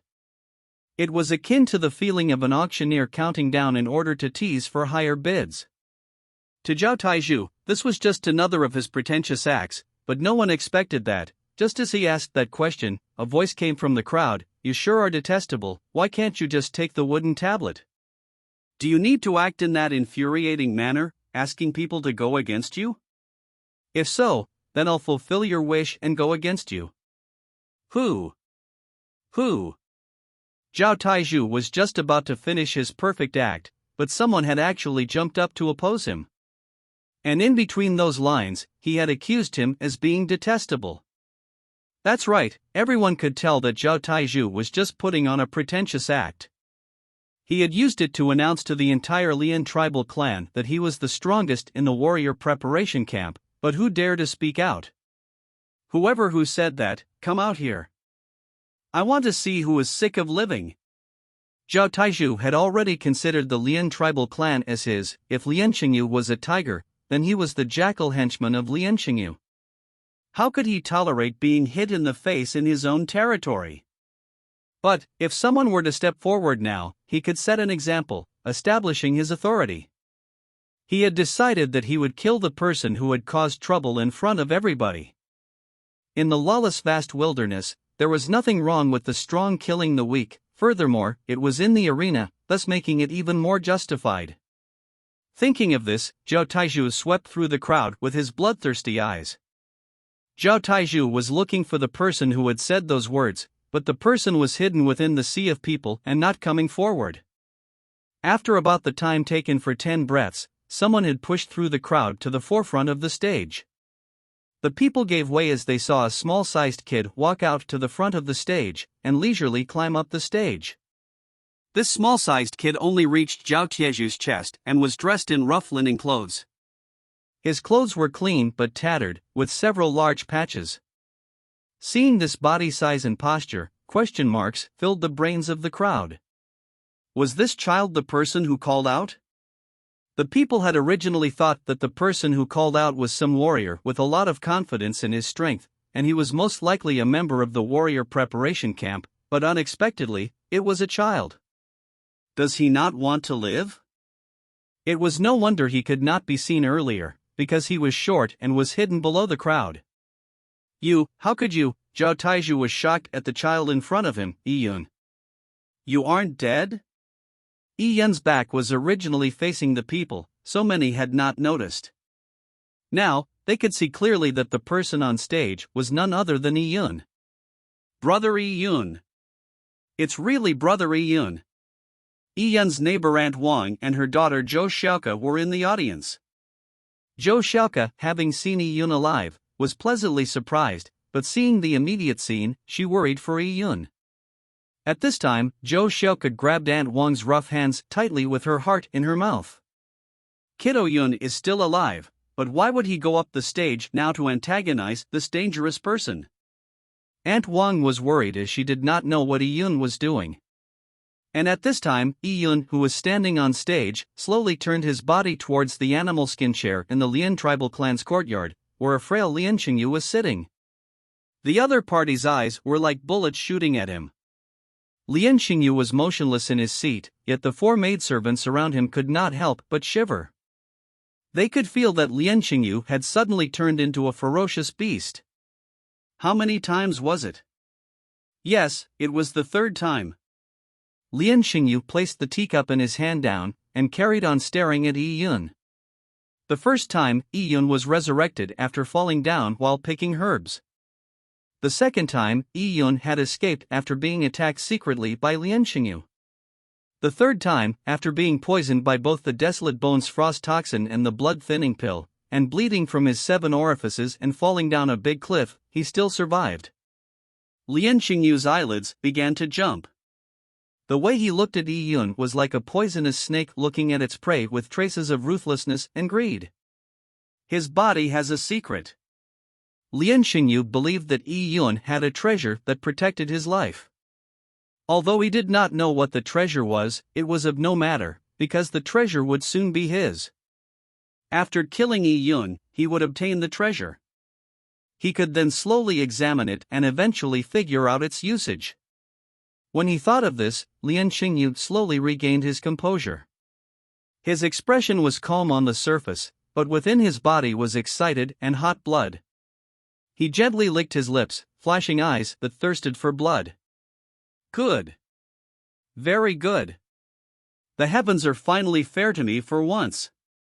The heavens may not have given me a glorious family background, nor had it given me the resources needed for practicing martial arts, and it had even cut me off just as I was about to break through into the purple blood realm.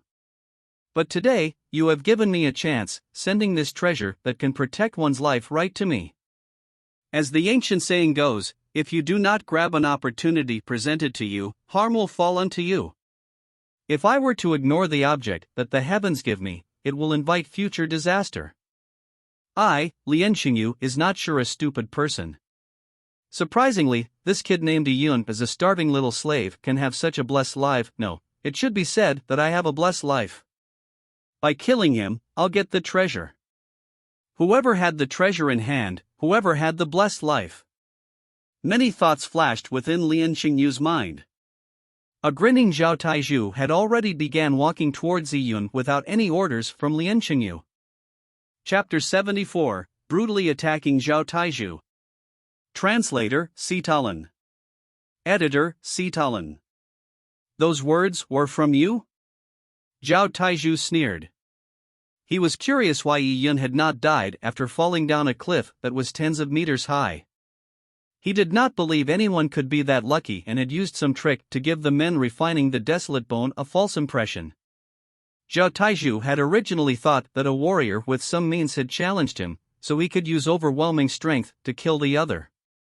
But unexpectedly, what faced him was this useless little monkey, Yiyun. With this, he was unable to show off. How could killing a little monkey that only reached his chest be show-worthy? What Zhao Taizhu was thinking was the method to which he could use to kill Yiyun, one that would make Yiyun most uncomfortable and afraid. Of course it was me. Wasn't what you just said nonsense? Yiyun held his arms behind him with an expression that was clear. Did you need to ask such a retarded question? Ah. Zhao Taizhu looked at Yiyun as if he was a retard. He could not understand if Yiyun had crushed his brain in the door, for Yiyun should have been envisioning the fate that awaited him. Little bastard, to offend me today, you are dead meat. Obediently kneel down and kowtow to me 100 times, before burrowing under my crotch. Do you want to do it yourself, or should I make you do so? Zhao Taizhu grinned while Yiyun looked at him as if he was retarded. I'm here today to get a spot, not to listen to your nonsense. With those words, the entire audience were stunned. The people realized that by going up on stage, Yiyun was not purposely antagonizing or making Zhao Taizhu unhappy, but to fight a match to obtain a participation spot for the kingdom's selection. Heavens, with his size, is he crazy? He had just trained for a month, and was just slightly older than 12 years of age. How was he to compete with Zhao Taizhu? Brother Yiyun. In the crowd, Zhou Xiaoke was having a heart-wrenching moment. Did Brother Yiyun know how strong Zhao Taizhu was? To the people of the Lien tribal clan, the members of the warrior preparation camp were like a group of tigers. No ordinary person was their match, what more a kid like Yiyun. Ha ha ha. Zhao Taizhu convulsed with laughter as if this was the funniest joke he had ever heard in his life. Little bastard, have you gone mad? Don't tell me that you believe you can defeat me after learning some skill from Lord Zhang, so that you can represent the Lien tribal clan at the kingdom's selection? As Zhao Taizhu said those words, the members of the warrior preparation camp roared with laughter. Brother Zhao, cut the crap with this kid. He's nothing. Just because he's one lucky fuck to get chosen by Lord Zhang, he thinks he's invincible. Many people echoed this. At that moment, a mean female voice sounded, Brother Taizhu, break the kid's legs and hang him up. The person was none other than Lien Suihua. How could Yiyun forget her shrill voice? The person who led the villagers to besiege Jiang Shiro's house with cow dung was this Lien Suihua. Yiyun sneered and took a deep glance at Lien Suihua. What the F***K are you looking at, you little bastard? Do you think you can afford to look at me? Look anymore, and I'll dig out both your despicable eyes. Lien Suihua was domineering as she said, Brother Taizhu, slaughter the little bastard. As she said that, Lien Suihua even sent a flirtatious glance at Zhao Taizhu. Zhao Taizhu was obviously empowered by that flirtatious glance and laughed heartily. Kid, I guess you have not recovered from your sickness. Your mind still isn't straight. A little slave like you who can't even find food in the mud plains wants to join the kingdom's selection? Today I'll take off your head to be used as a urinal. With that, Zhao Taizhu charged at Yiyun. His face showed a facetious expression as he stretched out the two steel-like arms of his to grab Yiyun's head. He was not just saying, and was really planning to twist Yiyun's head off. Zhao Taizhu had great strength, so how could a normal kid withstand his grab? Yiyun stayed motionless and with a firm stance stretched both his arms to grab Zhao Taizhu. It was the same move as Zhao Taizhu. Yun's hands were totally out of proportion compared to Zhao Tieju's large hands. Seeing the idiot Yun to dare stretch his hands out, Zhao Taiju grinned and grabbed towards Yun's hands. He had changed his mind. He wanted to crush Yun's hands. The four limbs clashed and a snapping sound rang. Zhao Tieju's face froze. His lips twitched as he looked unbelievably at Yun's hands and his. His two large hands within Yun's small hands had been mangled. Fresh blood trickled down without pause. Besides his thumb, all his other 8 fingers were twisted in weird angles and completely broken. His hands had been brutally crushed by Yun. Ah! A loud heart-wrenching scream came out of Zhao Tieju's mouth. Yun looked coldly at Zhao Taiju. Who did you say was the slave? In this world, the weak are enslaved as slaves, the strong are regarded as lords. Whoever was stronger could dominate everything. I'll tell you who the slave is today. After saying that, Yun took a step forward and a simple knee struck Zhao Taiju in the chest. Pung! With a thud, Zhao Tieju's burly body flew up like a torn sack with Yun's knee strike. His sternum bent inwards, with an unknown number of broken ribs. He fell heavily to the ground, with blood seeping out from his mouth. His body was twitching with a broken spine. This sudden scene shocked everyone present. Their expressions had been from seconds past, completely frozen. What was this? Yun had crushed Zhao Tieju's hands and sent him flying with a knee. Yun's small and thin body and Zhao Tieju's burly body were in sharp contrast, giving an extremely strong visual impact. Was this a dream? Lian Xingyu, who had been sitting in his animal skin chair all along, suddenly stood up and stared at Yun with a pair of shining eyes. Yun, a herb-picking slave who did not normally have food to eat, was no different from a beggar. Such a person would be no cause for concern in the Lian tribal clan. But he was able to maim Zhao Taiju in a brief moment. Where did his martial arts come from? Could it be that after practicing martial arts with Zhang Yuxian, he was able to grasp martial arts in a month's time, allowing him to beat Zhao Taiju? How could this be possible? Lian Xingyu clenched his fists so tightly his nails pierced his palms. The audience were silent. For a long moment, no one uttered a sound, as they had yet to come round. Even Joshioka, who had been worried for Yun, stared at him with her 2 large dark eyes. She was totally stunned. Is this real? That devilish-looking, tower-like Zhao Taiju had been defeated by brother Yun. Yun returned to his normal stance and casually straightened the tattered clothes he wore. This was Yun's first act of violence. Previously, Yun's punches would land on boulders. They were extremely hard, causing pain to his fists. But today, it landed on a human's body. All he felt was a hardness after softness. Having maimed a person directly, Yun did not find it unacceptable. He had already grown accustomed to the new survival rules of this world ever since he crossed into this wild world. He knew clearly that if he were a compassionate person or a monk who did not have blood-stained hands, he would be taken advantage of. Yun gently moved his 10 fingers before turning his head towards Lian Suihua. You previously said that you would break my legs and hang me up? And to dig out my eyes? Saying this, Yun slowly walked towards Lian Suihua. Chapter 75, Dog's Blood Over Face. What do you want to do? Seeing Yun walk over, Lian Suihua screamed. You little bastard, you contracted the plague, do you plan to spread it to the people? Lian Suihua was not someone to be trifled with. Seeing Yun suddenly becoming so terrifying, she quickly thought of Yun contracting the plague, and began shouting, hoping to be reinforced by the crowd. My fellow folks, this little bastard must have been possessed after he died, or he would not be so powerful. Have you forgotten he was possessed? Right. Lian Suihua suddenly thought of something and quickly squeezed through the crowd. Move away, move the F***K away. Running out, and when she returned, she had a wooden bucket in her hand. Looking at Yun, an insidious smile flashed across her face. Little bastard, you can be so smug because I let you be. Just because you were possessed by those filthy things, it makes you invincible? See how I kill you." Saying that, Lien Suehua splashed the contents in the wooden bucket at Yi Yun. Inside the wooden bucket was blood-red liquid, and a stench emanated from it. It was dog's blood. Before the match, the members of the warrior preparation camp had slaughtered 2 hunting dogs, and had prepared to have a feast after the match. After slaughtering the hunting dogs, the blood was stored in the wooden bucket. In it floated the dog's intestines, fur, heart, and lungs.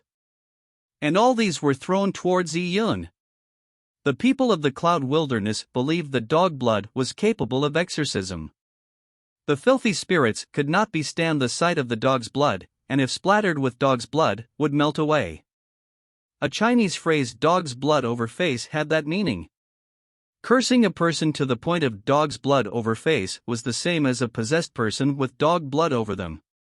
It meant they would stay immobile and remain speechless. Lien Suehua genuinely believed that Yi Yun had been possessed to be able to maim Zhao Taizhu, so as long as the dog's blood covered him, the evil spirits would burn away, leaving a small chicken like Yi Yun, who would be helpless against her. Lien Suehua was dying to chop off Yi Yun's limbs and hook him up to burn. As long as she accused him as being possessed, it was easy to encourage the people to burn him at the stake. The people exclaimed seeing the bucket of blood spilled. At this moment, Yi Yun's eyes flashed a murderous intent. For a woman like Lien Suehua who did not know any martial arts, Yi Yun would not have bothered with her, but she had previously attacked Zhang Shiro. Furthermore, he now knew how vicious this woman was. Some people were venomous to the bone. These kinds of people did harm to the world, whether they knew martial arts or not, whether they were a woman or not. Pang! A loud explosive crack sounded. Without seeing Yi Yun move, the bucket of dog's blood had already exploded right in front of Yi Yun's eyes. Although the blood splattered everywhere, not one drop landed on Yi Yun's body. On the other hand, Lien Suehua was covered with the dog's blood. Ah! Lien Suehua shrieked. Her hair was gone and she kept screaming, "You monster, you little beast, you bastard." Coo. Lien Suehua was unable to say any more because Yi Yun had her by the neck. Lien Suehua's tongue hung out, and her eyes went white as her limbs twitched. Save me," the urge to survival empowered Lien Suehua to barely say those words. At this time, the surrounding people had frightenedly backed away. They did not dare to attack Yi Yun. The commoners of the vast wilderness were the type that bullied the weak and feared the strong, and had a strong inclination of servility. In front of an expert, they would unconsciously obey, while in front of a weakling, they will display their foul abusive side, turning into monsters. This was depicted by their attack on Zhang Shiro. Lien Suehua was finally afraid. As she looked at Yi Yun, her eyes were filled with fear. She still did not understand how Yi Yun had suddenly become this strong. It seemed like he had not been possessed, because a possessed person would not be able to avoid the dog's blood. A possessed person seeing dog blood was akin to a mouse, frozen stiff from seeing a cat. You want to beat a woman? Cuckoo, Lien Suehua found it hard to open her mouth, as her voice trembled. Yi Yun laughed, "I have never hit a woman." Saying that, Yi Yun loosened his grip slightly. Lien Suehua was able to breathe a sigh of relief and managed to muster some courage. "Quickly let me go, and ask for forgiveness from young Master Lien, he might still let you go. You may have turned strong, but can you beat young Master Lien?" Lien Xingyu was a god to the Lien tribal clan. He had absolute authority. These days, under the propaganda from Lien Xingyu, the people knew that about the various stages before the Purple Blood Realm. In the past, Lien Xingyu was at the peak of the 5th level of mortal blood, and Zhao Taizhu was at the 1st level of mortal blood, and the gap between the two was like heaven and earth. Although Lien Suehua was afraid of Yi Yun, she recalled that she had been of service to Lien Xingyu, so with him backing her, would she need to be afraid of the little punk? If Lien Xingyu made a move, he would easily crush Yi Yun. Thinking of this, Lien Suehua became braver. She felt that Yi Yun letting her go was a display of him wising up. Go kneel before young Master Lien to admit your mistakes or he will tear off your skin. Do you think are so powerful just because you had defeated that loser, Zhao Taizhu? Zhao Taizhu compared to young Master Lien is like a worm. And you are just a slightly bigger worm. Lien Suihua shouted, thinking she could frighten Yi Yun. However, she genuinely believed all that she said, for Lien Qingyu as a Purple Blood Realm warrior has unfathomable strength. As for the loser, Zhao Taizhu who couldn't beat a child, he might as well die. Lien Suihua would not reminisce old times with a cripple. Hearing Lien Suihua's threats, Yi Yun simply laughed and gave her a slap without warning. Pa! With that, Lien Suihua's body flew from Yi Yun's slap. She tumbled 3.5 times mid-air before landing on the ground heavily, with the heaven and earth revolving around her. Lien Suihua was stunned from her beating. Blood spit out from her mouth, like a trampled fish. Lien Suihua struggled a bit and with her shaking hand touched her left cheek. She found her left cheek completely deformed, a bloody mess. She felt something in her mouth, and with a spit, out came more than 10 blood-stained teeth. The left side of her teeth had been knocked out by Yi Yun. Lien Suihua looked at Yi Yun wanting to say something. But her tongue was destroyed and her face deformed, she could not say a single word. Even when looking at Yi Yun, her eyes would lose focus if her pupils were to dilate. She moved her lips with great difficulty, making out a distorted sound. This sound had long changed. But Yi Yun could still understand. If he guessed correctly, Lien Suihua had questioned him having never beaten a woman before. Did I say so? Yi Yun countered. Lien Suihua barely blinked her eyes. Yi Yun rubbed his hands and said, "Oh, what I said was in the past, in the future, I won't do so anymore. People who deserve a beating will receive one." It was alright if Lien Suihua had scolded Yi Yun, but she should have never bullied Jiang Xiaoro.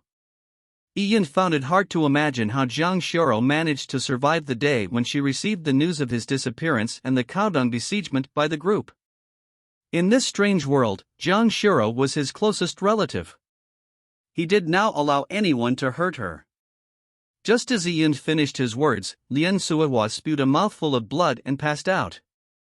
Chapter 76, The Desolate Bone Was Poisonous. Translator, Sitalan. Editor, Sitalan. No one had expected the arena contest to have such a turn of events. Yi Yun's sudden appearance, the maiming of Zhao Taizhu and the beating up of Lien Suihua. In the vast wilderness, medical procedures were extremely backward. 99% of such injuries would lead to infection, and without antibiotics, the moment they became infected, they would have no chance of surviving. Even if he survived, Zhao Taizhu had been crippled off his ability to practice martial arts or work, even getting down from the bed would be a problem. As for Lien Suihua, she was disfigured. Of course, to Yi Yun, Lien Suihua's looks before being disfigured was terrible. But without her set of teeth, Lien Suihua would have trouble eating grain or vegetables. In the vast wilderness, unless someone gave her something to eat, she would most likely starve to death without anyone taking care of her.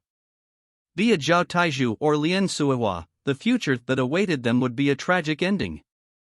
After Yi Yun maimed Zhao Taizhu and Lien Suihua, there was total silence. Previously, the family members of those who had been infected with the plague hated Yi Yun to the bone, but now they were scared stiff. Yi Yun noticed these people and even recognized them as the children who had attacked Jiang Xiaoro a few days ago. One of the woman's facial expression changed. She immediately shielded her child and said with a trembling voice, back then it was instigated by Lien Suihua to burn your house. Many of the people in the Lien tribal clan knew that with Yi Yun returning strong as ever, he would definitely settle the issue of the burning of his house and the besiegement of Jiang Xiaoro. Yi Yun took a few steps forward. The woman's face turned even whiter, throwing the Caodong was instigated by Lien Suihua. The children who had thrown the Caodong were about Yi Yun's age, and some of them even looked stronger than Yi Yun. Typically, the child would not notice a child like Yi Yun, but today, he was scared stiff.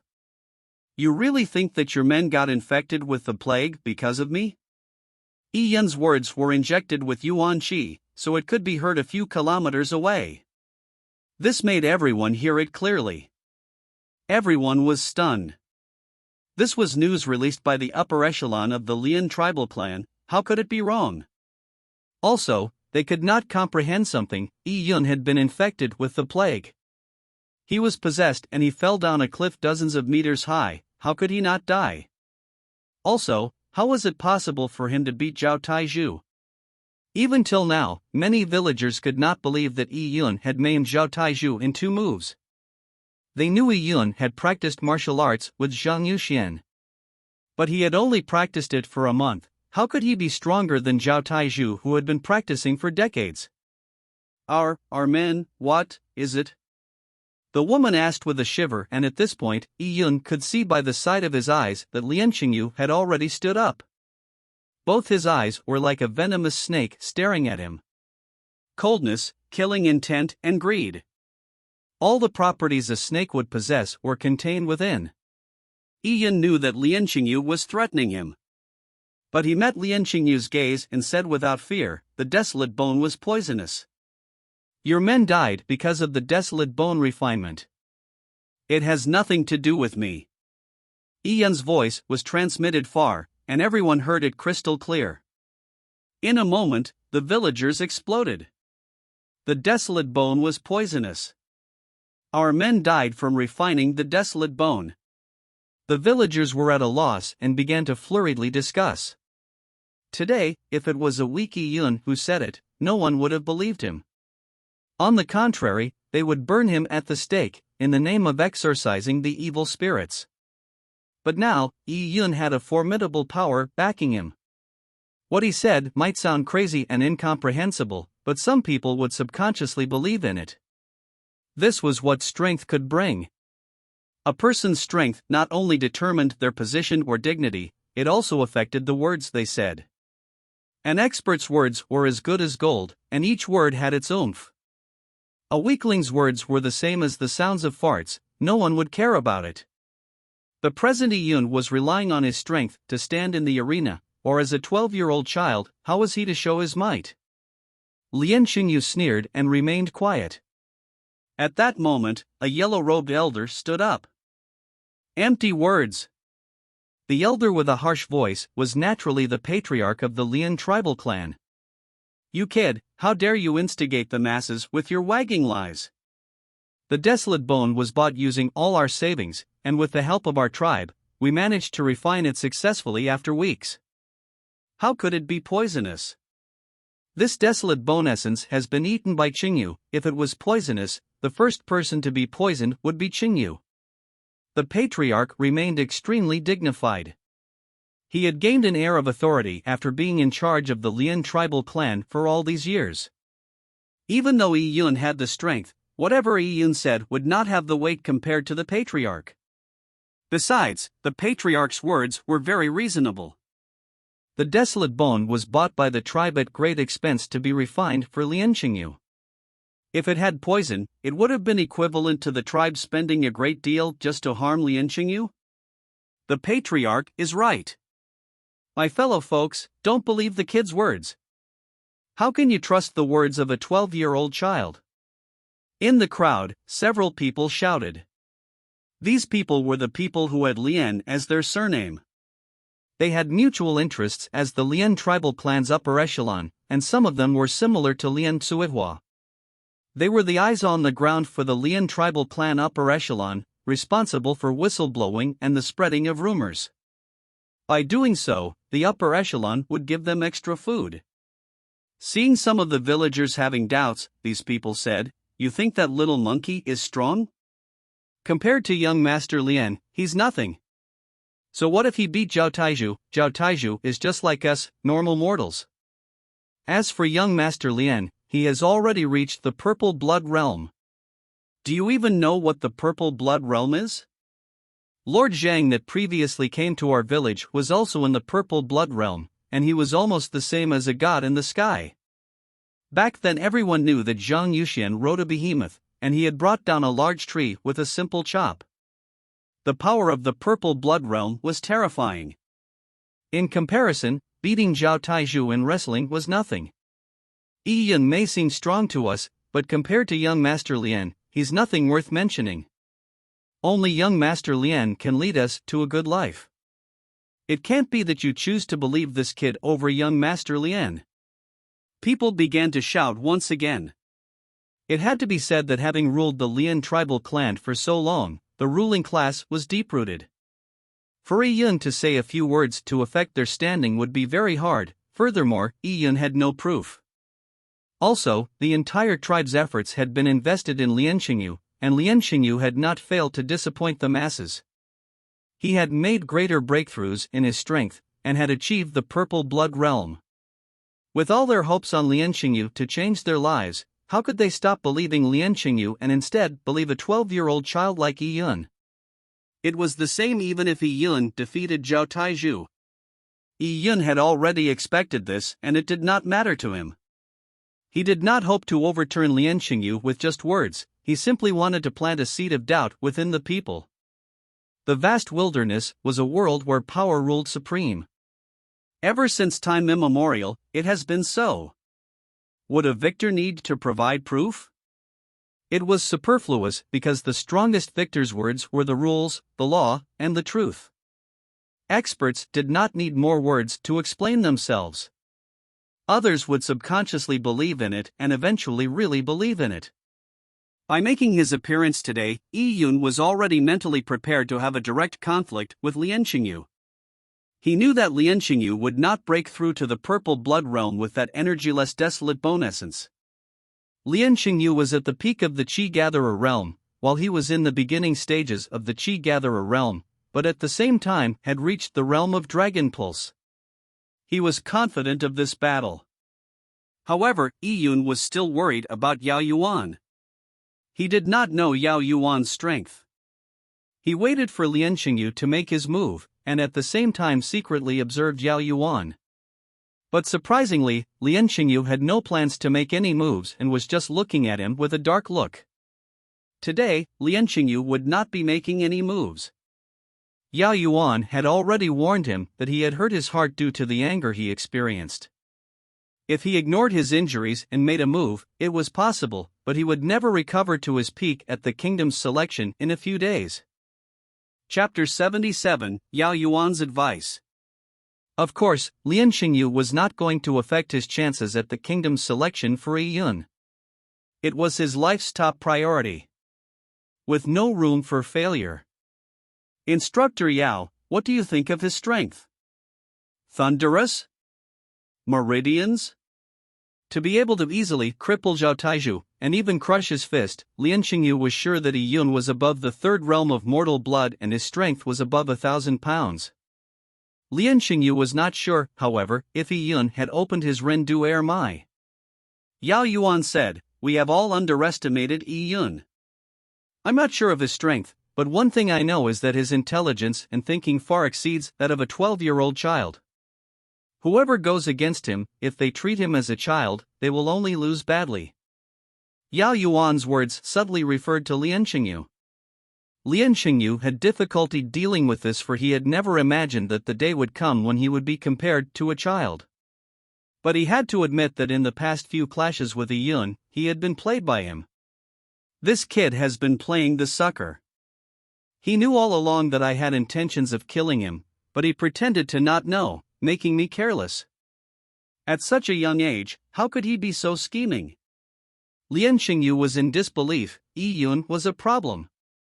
Instructor Yao, my body is not in the condition to do anything today. Could Instructor Yao catch this little bastard for me? Yao Yuan turned silent upon Lien Xingyu's request. Yao Yuan had also guessed that Yi Yun must have met with some fortuitous event, such as eating some treasure while picking herbs, allowing him to have a rapid increase in strength. This was the only explanation, and with this, it was reasonable that he had survived the fall into the East River. As for this treasure, it had to be able to neutralize the frost python's toxins, so it could be said that the treasure was more valuable than the frost python desolate bones. But what could they do? The treasure had already been eaten by Yi Yun. to extract it out would be difficult. Even if it were to be extracted, Yao Yuan did not have any coveted thoughts about it, since he had been wounded by an enemy, cutting off his meridians, preventing him from proceeding further along the martial path. Yao Yuan's status was simply a long-term guest in the Lian tribal clan, and not Lian Xingyu's henchman. Yao Yuan said, "Xingyu, years ago, I owed your dead grandfather a favor, promising him that I would protect the Lian tribal clan and teach you martial arts, but I never said I would help you kill, nor did I say I would aid you in your evil ways. I knew about your refining of the desolate bones, but I didn't butt in, because I know this world is one where the strong preys on the weak. Sacrificing the weak to gain achievements is still understandable. But to want me to attack a child who has a talent for martial arts, because you are jealous? I cannot agree because of this reason.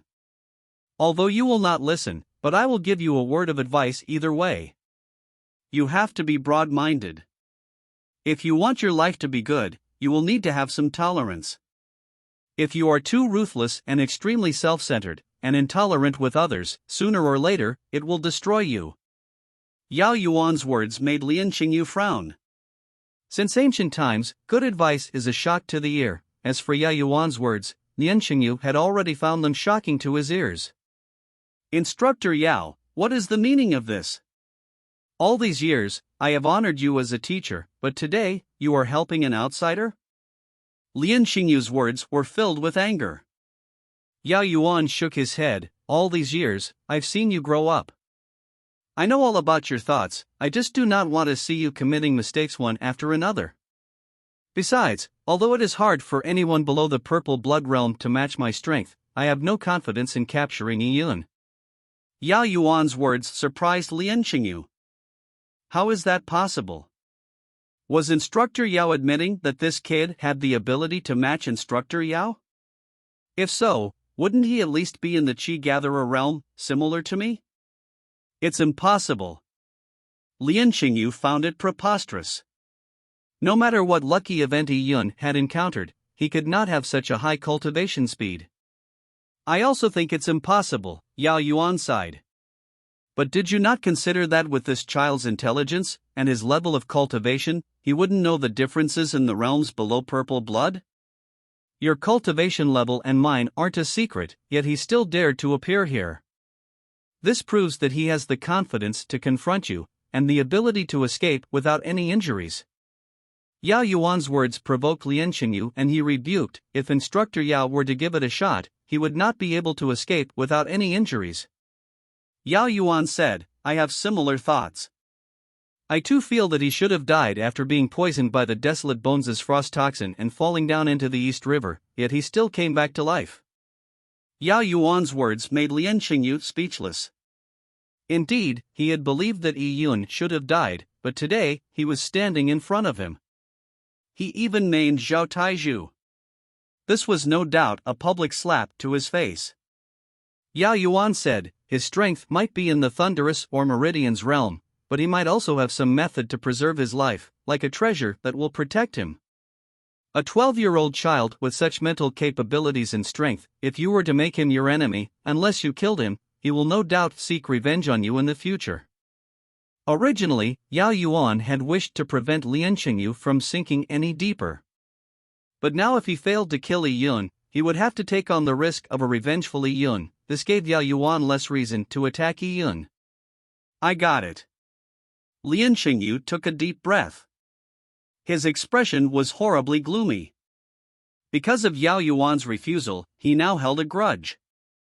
With Yao Yuan not making any moves, and him unable to make any moves, the only person who could rival Yiyun was his grandfather, the Lian tribal clan patriarch.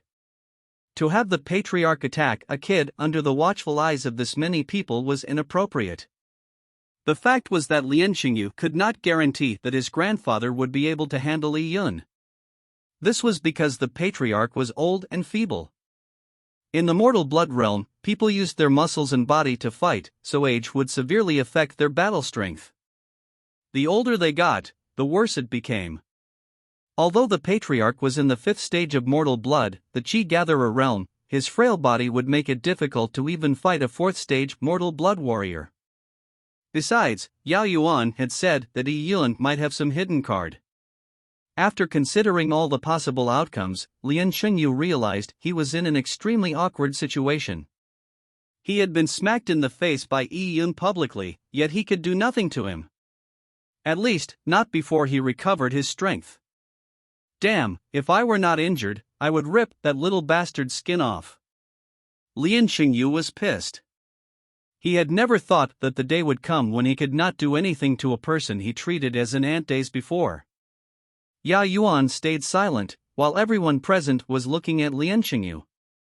Lian Xingyu needed a way to get out of the predicament. Chapter 78, Pedestal. Lian Xingyu looked at Yi Yun with a scathing look. I just need a few days to recover, and when that happens, I'll make sure I'll get revenge for what happened today. I want to let you know what it means to lead a living death. If he had been overwhelmed by an expert, it would be no matter. But now, a person who seemed weaker than him was provoking him and undermining his authority, yet because of his injuries, he could not do anything about it. How could he not be angry? Yi Yun, Lian Xingyu said with reluctance. However, Lian Xingyu knew that he could not do anything.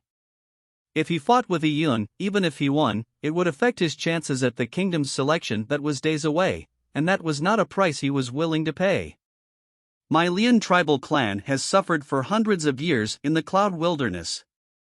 Our ancestors ate grass roots and tree barks as they slowly developed our clan into what we are today. Finally, in my generation, I have practiced martial arts for a decade and never slacked off in my cultivation, even during the famine years. The only reason was to bring the Lian tribal clan out of the wilderness and into the city, letting the tribe prosper. But now, just as I have invested all of my assets into saving the tribe, you come out here to spread rumors, to bewitch the people and falsely accuse me. Do you want the people of the Lian tribal clan to live forever in misery? Lian Xingyu's words were spat right back at Yi Yun, creating a public debate. Lian Xingyu and Yi Yun stuck to their own arguments. Yi Yun said that Lian Xingyu had refined desolate bones that contained toxins, causing the deaths of the people, while Lian Xingyu said Yi Yun was framing him. Both sides were diametrically opposed to each other. However, in this debate, the people undoubtedly believed in Lian Xingyu. After all, Lian Xingyu had extremely high standing in the Lian tribal clan, while Yi Yun was just a child. Hearing the speech, Yi Yun could guess the sentiments of the tribe members, and could not help recall a fable from Earth. During the primitive periods, a group of cavemen worshipped a shadow. The shadow could grow bigger and smaller. It looked like a god, so the caveman would worship the shadow every day. However, a clever caveman did not believe in God. With great effort, he managed to climb to the top of the cave one day. He then realized that the god the people worshipped was just the shadow of a rock being cast by the sunlight. The clever caveman told his tribe the truth: he did not want them to worship the shadow, because it was just the shadow of a rock and not a god. In the end, no one believed the clever caveman, but they became scared. The clever caveman was eventually burned at the stake because of his blasphemy against the god. After that, the caveman carried on worshipping the rock's shadow. Yi Yun felt that his current situation was exactly that of the fable. He was the clever caveman, while Lian Xingyu was the shadow. The current Lian Xingyu, who was trying to save the tribe, had cut all the roads of retreat and had managed to successfully break through into the Purple Blood realm, was a god in the Lian tribal clan. Everyone, be it the Lian tribal clan upper echelon, the members of the warrior preparation camp or the commoners, had all placed their hopes on Lian Xingyu, hoping he will bring change into the tribe, leading them out of poverty and hunger. People who lived in hardship would tend to be religious. They needed an emotional support, allowing them to escape from reality and believe in a brighter future. Only then would they have the courage to keep living. As for Lian Xingyu, he had undoubtedly taken that spot. He was the tribe's leader, and an idol for many youths in the tribe. He was the perfect dream lover in all the girls' hearts. As long as Lian Xingyu passed the kingdom's selection, he would be the savior of the Lian tribal clan. As for Yi Yun, he was just a 12-year-old child. He didn't have much prestige or authority, so it was difficult for him to topple Lian Xingyu. Besides, Yi Yun had no evidence. Even if he did, it was likely that no one would believe in him because if Lian Xingyu was toppled, it was tantamount to shattering the poor people's spiritual hope, telling them that they would forever live in darkness. Who would allow that? If Yi Yun hadn't maimed Zhao Taizhu and used his strength to stand his ground, he would have been burnt at the stake by the angry crowd like the clever caveman. Seeing that the people were clearly on his side, Lian Xingyu was pleased. The only thing that annoyed him was that, even with the support of the people, he still could do nothing to Yi Yun. Yi Yun, I acknowledge you as a genius, and you have acceptable talent for martial arts. It was probably some fortuitous event that allowed you to get to this stage. Lian Xingyu emphasized the word fortuitous because he was extremely jealous of Yi Yun. What gave Yi Yun the right to have a fortuitous event, but not him? Although he was jealous, Lian Xingyu had to act as though having a fortuitous event to obtain increased strength was not showing one's true strength. It meant that only by taking a shortcut could you reach this stage, but I had worked hard using my own strength to obtain it. Lian Xingyu's meaning was quickly understood by his henchmen. They said, no wonder. This kid could beat Zhao Taizhu, it's because he took a shortcut. He may have eaten some treasure, but I heard that with these treasures, although it can quickly increase your strength, your fundamentals will be shaky, and you will eventually meet a bottleneck. It's like pulling up a seedling in the mistaken hope of helping it grow. The henchmen gave a look of understanding. Of course their boss was the strongest, and as for Yi Yun's strength, it was just short-lived. Besides, Yi Yun wasn't that strong, he had only defeated Zhao Taizhu, and that didn't count for anything. The crowd was swayed as they felt the reasoning of these henchmen reasonable. This was the only way they could understand how Yi Yun's strength had increased by leaps and bounds. Lian Xingyu carried on. To be able to reach this stage, it was not easy indeed. I'll pardon you, so you should join hands with me, to work hard together to make the Lian tribal clan prosper. Lian Xingyu said it with dignity. Lian Xingyu's henchmen and the idolizing fans in the crowd began to cheer. Young Master Lian understands the principles of right and wrong, and the tribe is really fortunate to have him. Some people clapped and shouted with joy. Young Master Lian is so magnanimous. Yi Yun discredited Young Master Lian, but yet Young Master Lian didn't blame him. He even wanted to put Yi Yun in an important position. If Yi Yun knew any better, he should assist Young Master Lian. The talk on the ground was easily swayed. What's more, the words of the henchmen were totally reasonable. After all, Lian Xingyu had broken into the Purple Blood realm, so passing the kingdom's selection was a sure thing. As for Yi Yun, although his talents seemed good, he had not practiced martial arts for long and obtained such strength from a fortuitous event. He was roughly at the third state of mortal blood, so it was unlikely he would pass even if he participated in the kingdom's selection. In the future, when Yi Yun grew up, if he was willing to help Lian Xingyu, he would be a great help to Lian Xingyu, allowing the Lian tribal clan to take off. These were the thoughts of the majority. However, Lian Xingyu and Yi Yun had no such thoughts. Yi Yun ignored the comments of tribe members and Lian Xingyu's henchmen. He was surprised that Lian Xingyu didn't make a move against him to write the malicious slander against himself. What could be the reason? Yi Yun noticed that Lian Xingyu was pale.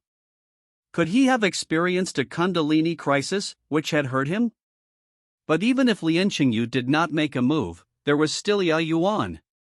Yi Yun did not know the reason why Lian Xingyu hadn't made a move, and he ignored the doubts of the people.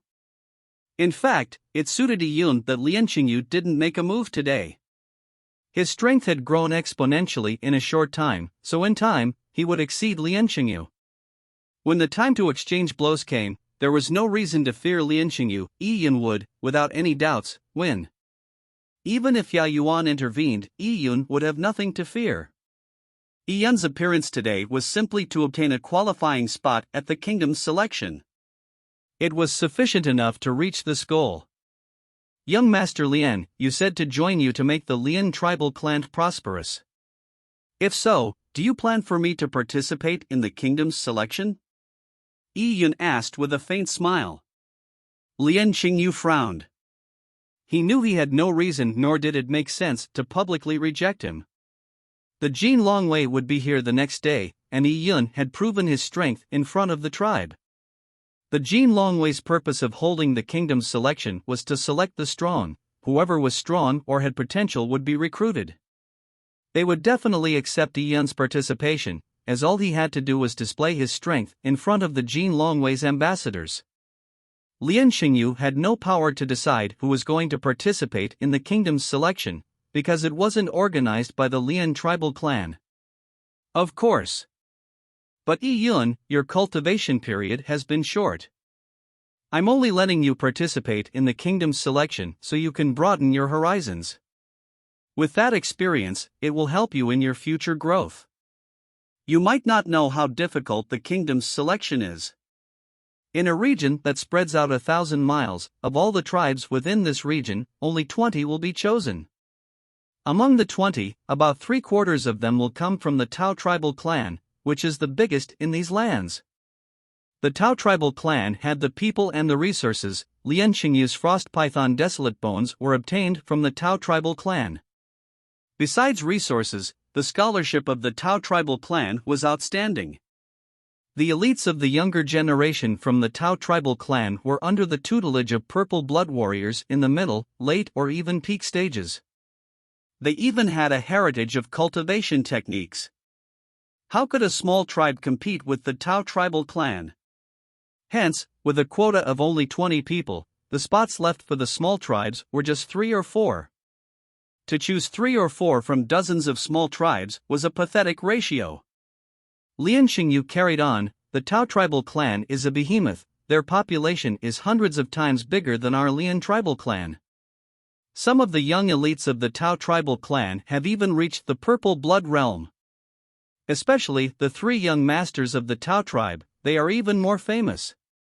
To compete with them, as a person born from a small tribe, is impossible.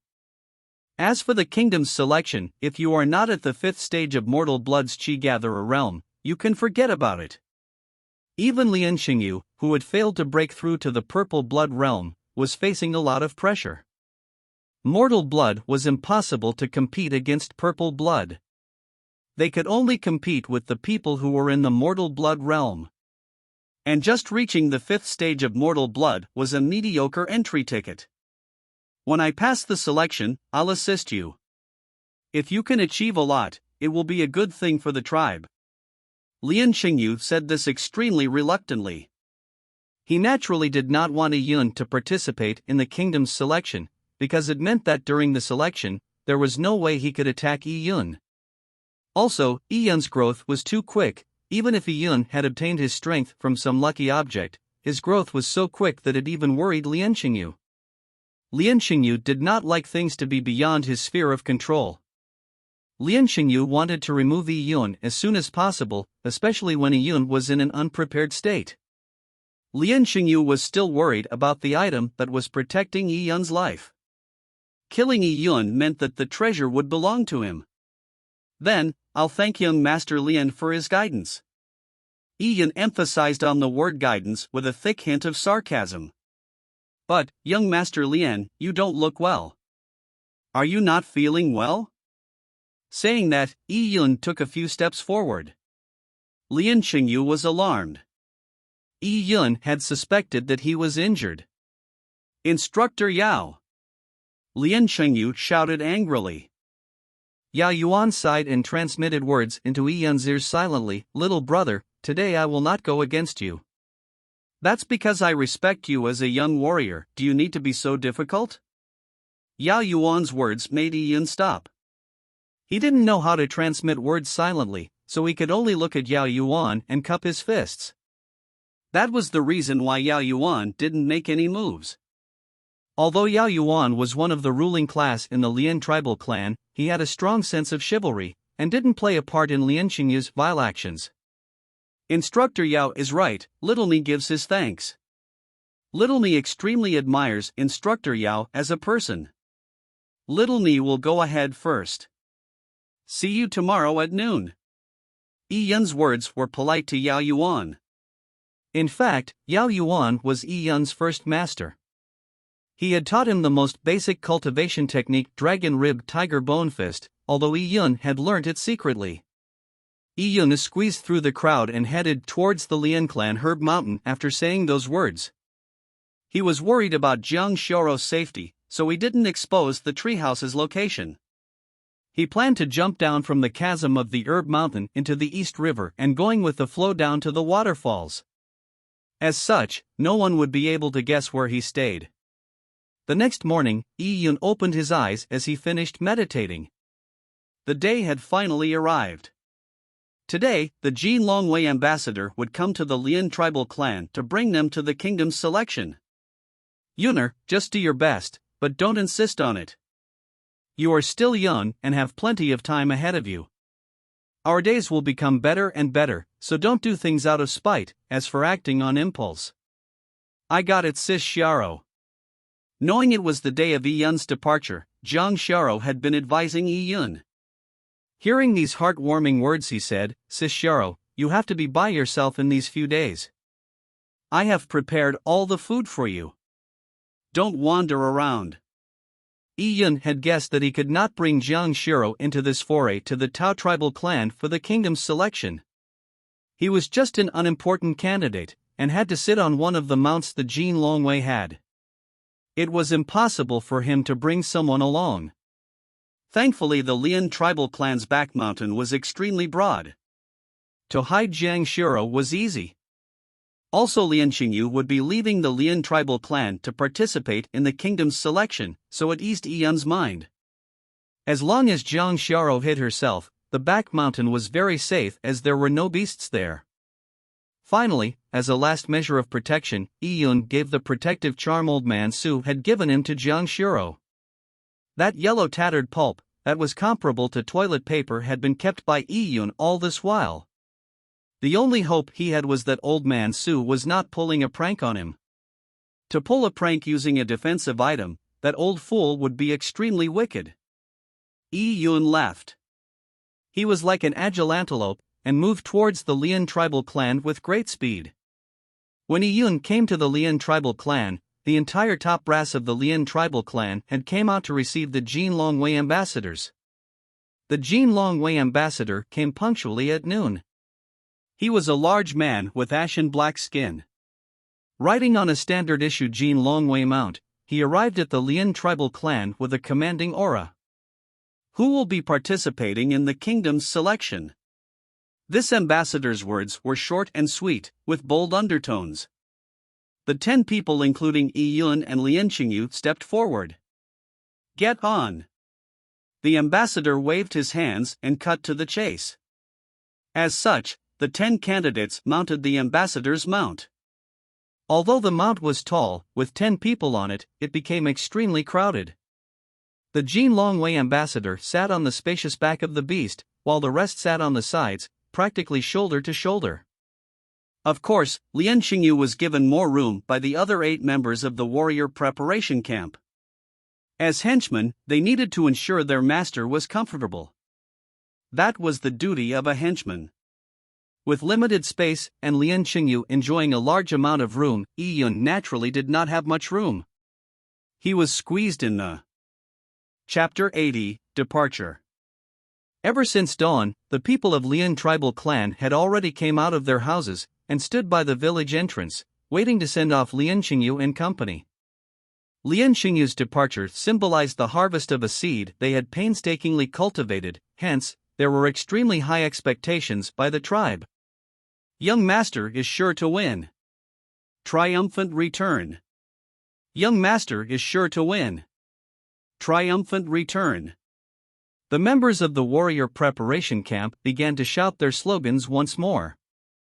Hearing the chants, Yi Yun felt ashamed. He was speechless at the retardedness of the warrior preparation camp's members. The people also began to shout a few words. Young Master Lian, the entire tribe are depending on you. There were old men kowtowing on the ground. Also, the only witch in the village was dancing in her epileptic manner again. My people, don't worry. I will not let you down. Lian Qingyu stood up from his spacious spot and clasped his hands, first to the left, then to the right, in an amiable manner. It had to be said that Lien Qingyu was charming. Together with his long white robe, he looked extremely elegant. He had the bearing of a large tribe's young master. Combined with his self-confidence and friendliness, it was extremely charming to young girls. Many young girls in the tribe were awestruck by Lien Qingyu. Blushing, they shouted, "Young Master Lien, we will wait for your return. Don't worry, when I can enter the city to build my own ground and establish my family clan, you can all accompany me and become the first batch of citizens of my Lien family clan." Lien Qingyu's confidence words made the villagers flush from excitement, as if they had just drank a bottle of wine. As for those girls, they were red from dreaming of being a personal maidservant of Lien Qingyu, or even a servant in the bed. To be able to follow young Master Lien was a great joy. Many young girls had such thoughts as they were smitten. Yi Yun was apathetically watching by the side, for he knew he would not receive any sending-offs. Suddenly, he heard a timid voice, "Brother Yi Yun, you must work hard, Xiaoke will wait for your return." Hearing this voice, Yi Yun was stunned. He looked over and saw a little girl dressed in old clothes looking at him nervously. Those watery pair of eyes exuded a million words of meaning. She was Aunt Wang's Zhou Xiaoke. Among all the young girls sending off Lien Qingyu, to shout Yi Yun's name by herself took a lot of courage. "Xiaoke." Yi Yun beckoned Xiaoke over. Seeing how this little girl's face glowed, he found her adorable. "Don't worry, I'll return safely." "Okay." Zhou Xiaoke nodded her head with force. "Kiddo Yun, it's alright if you don't pass the selection. Don't be discouraged, for you are still young. You are just 12. Aunt Wang was shouting by the side too. As she shouted, she took out a vegetable dumpling from a basket. "Kiddo Yun, I made this vegetable dumpling. Have it along the road." Seeing the vegetable dumpling that was made with little grain, Yi Yun was touched. He came down from his seat and accepted the vegetable dumpling. In return, he stuffed a cloth bag into Aunt Wang's hands. "Auntie, open it up only when you are back home." Saying that, Yi Yun did not wait for Aunt Wang's response before jumping back onto the behemoth's back. And at this time, the Jin Longwei ambassador began to lead the beast forward. Seeing Yi Yun's figure grow smaller into the distance, Zhou Xiaoke continued to wave. A few women surnamed Lien looked disdainfully at Aunt Wang's family, saying, "You sure have a good relationship with that kid." "It's none of your business," puckered Zhou Xiaoke's small mouth. The women let out an unbridled laughter. "This little lass sure got smitten. That kid Yi Yun thinks he's one of the main participants. To think he followed young Master Lien to participate in the kingdom's selection. Did he even consider his own strength? Young Master Lien is just too nice a person. So what if he takes the kid with him? Young Master Lien is just taking him to experience life and use him for his own purposes. In the future, he will just be another henchman. Do you really think the kid will pass the selection?" These Lien women completed each other's sentences with ease and delight. They were surnamed Lien, and was the part of the same family as Lien Qingyu, and had the same bloodline as the Lien tribal clan. As long as Lien Qingyu struck it big, they would receive great benefits. With the end of their suffering beckoning, how could they not be happy? As the Lien women ridiculed Zhou Xiaoke, Aunt Wang was shocked as she touched the cloth bag Yi Yun had passed to her. After freezing for a moment, she swallowed a mouthful of saliva before carefully putting the cloth bag away, keeping it close to her body. She ignored those mean women and quietly pulled Zhou Xiaoke home. Only after latching the door did Aunt Wang take the cloth bag out. She placed it carefully on the table in the main room. "Mom, what did Brother Yi Yun give?" Zhou Xiaoke asked curiously. Aunt Wang's hands were trembling. At that moment when she touched the bag, there were many people, hence, she was afraid to open it up. But while holding it, she could feel the texture and smell the smell of something she thought that was impossible to get. She took in a deep breath and unwrapped the cloth bag layer by layer. Moments later, Zhou Xiaoke was stunned. As for Aunt Wang, even after being mentally prepared, her heart still skipped a few beats. What appeared in front of both of them was a roasted chicken. It was crispy on the outside, tender on the inside. It was golden glazed and fragrant. This is, Zhou Xiaoke began to swallow mouthfuls of saliva. Brother Yi Yun gave this? Yes. Kiddo Yun gave us this. Aunt Wang was gawking at the chicken in disbelief. How did Yi Yun manage to get this roasted chicken? Also looking at this roasted chicken, it was cooked with exquisite culinary skills. The smell of the skin was familiar with Aunt Wang. It was honey, she had picked some in the back mountains by chance a long time ago. Honey roasted chicken, how did Kiddo Yun get this? Aunt Wang was in disbelief, but at this moment, Zhou Xiaoke's saliva was dripping down to the table. She eagerly looked at the roasted chicken asking, Mom, can I eat it? Aunt Wang laughed and touched Zhou Xiaoke's head. Kiddo Yun's chicken was given to you for eating. Saying that, Aunt Wang tore a chicken leg and stuffed it into Zhou Xiaoke's tiny hands. Quickly eat it. We can eat the rest when your dad returns. Yes. Zhou Xiaoke hurriedly took a bite. The moment the chicken flesh entered her mouth, Zhou Xiaoke felt she was floating in the sky. The chicken flesh was too delicious. She had never eaten something so delicious in her life before. Brother Yi Yun is so good. Thinking of this, Zhou Xiaoke's heart was filled with happiness.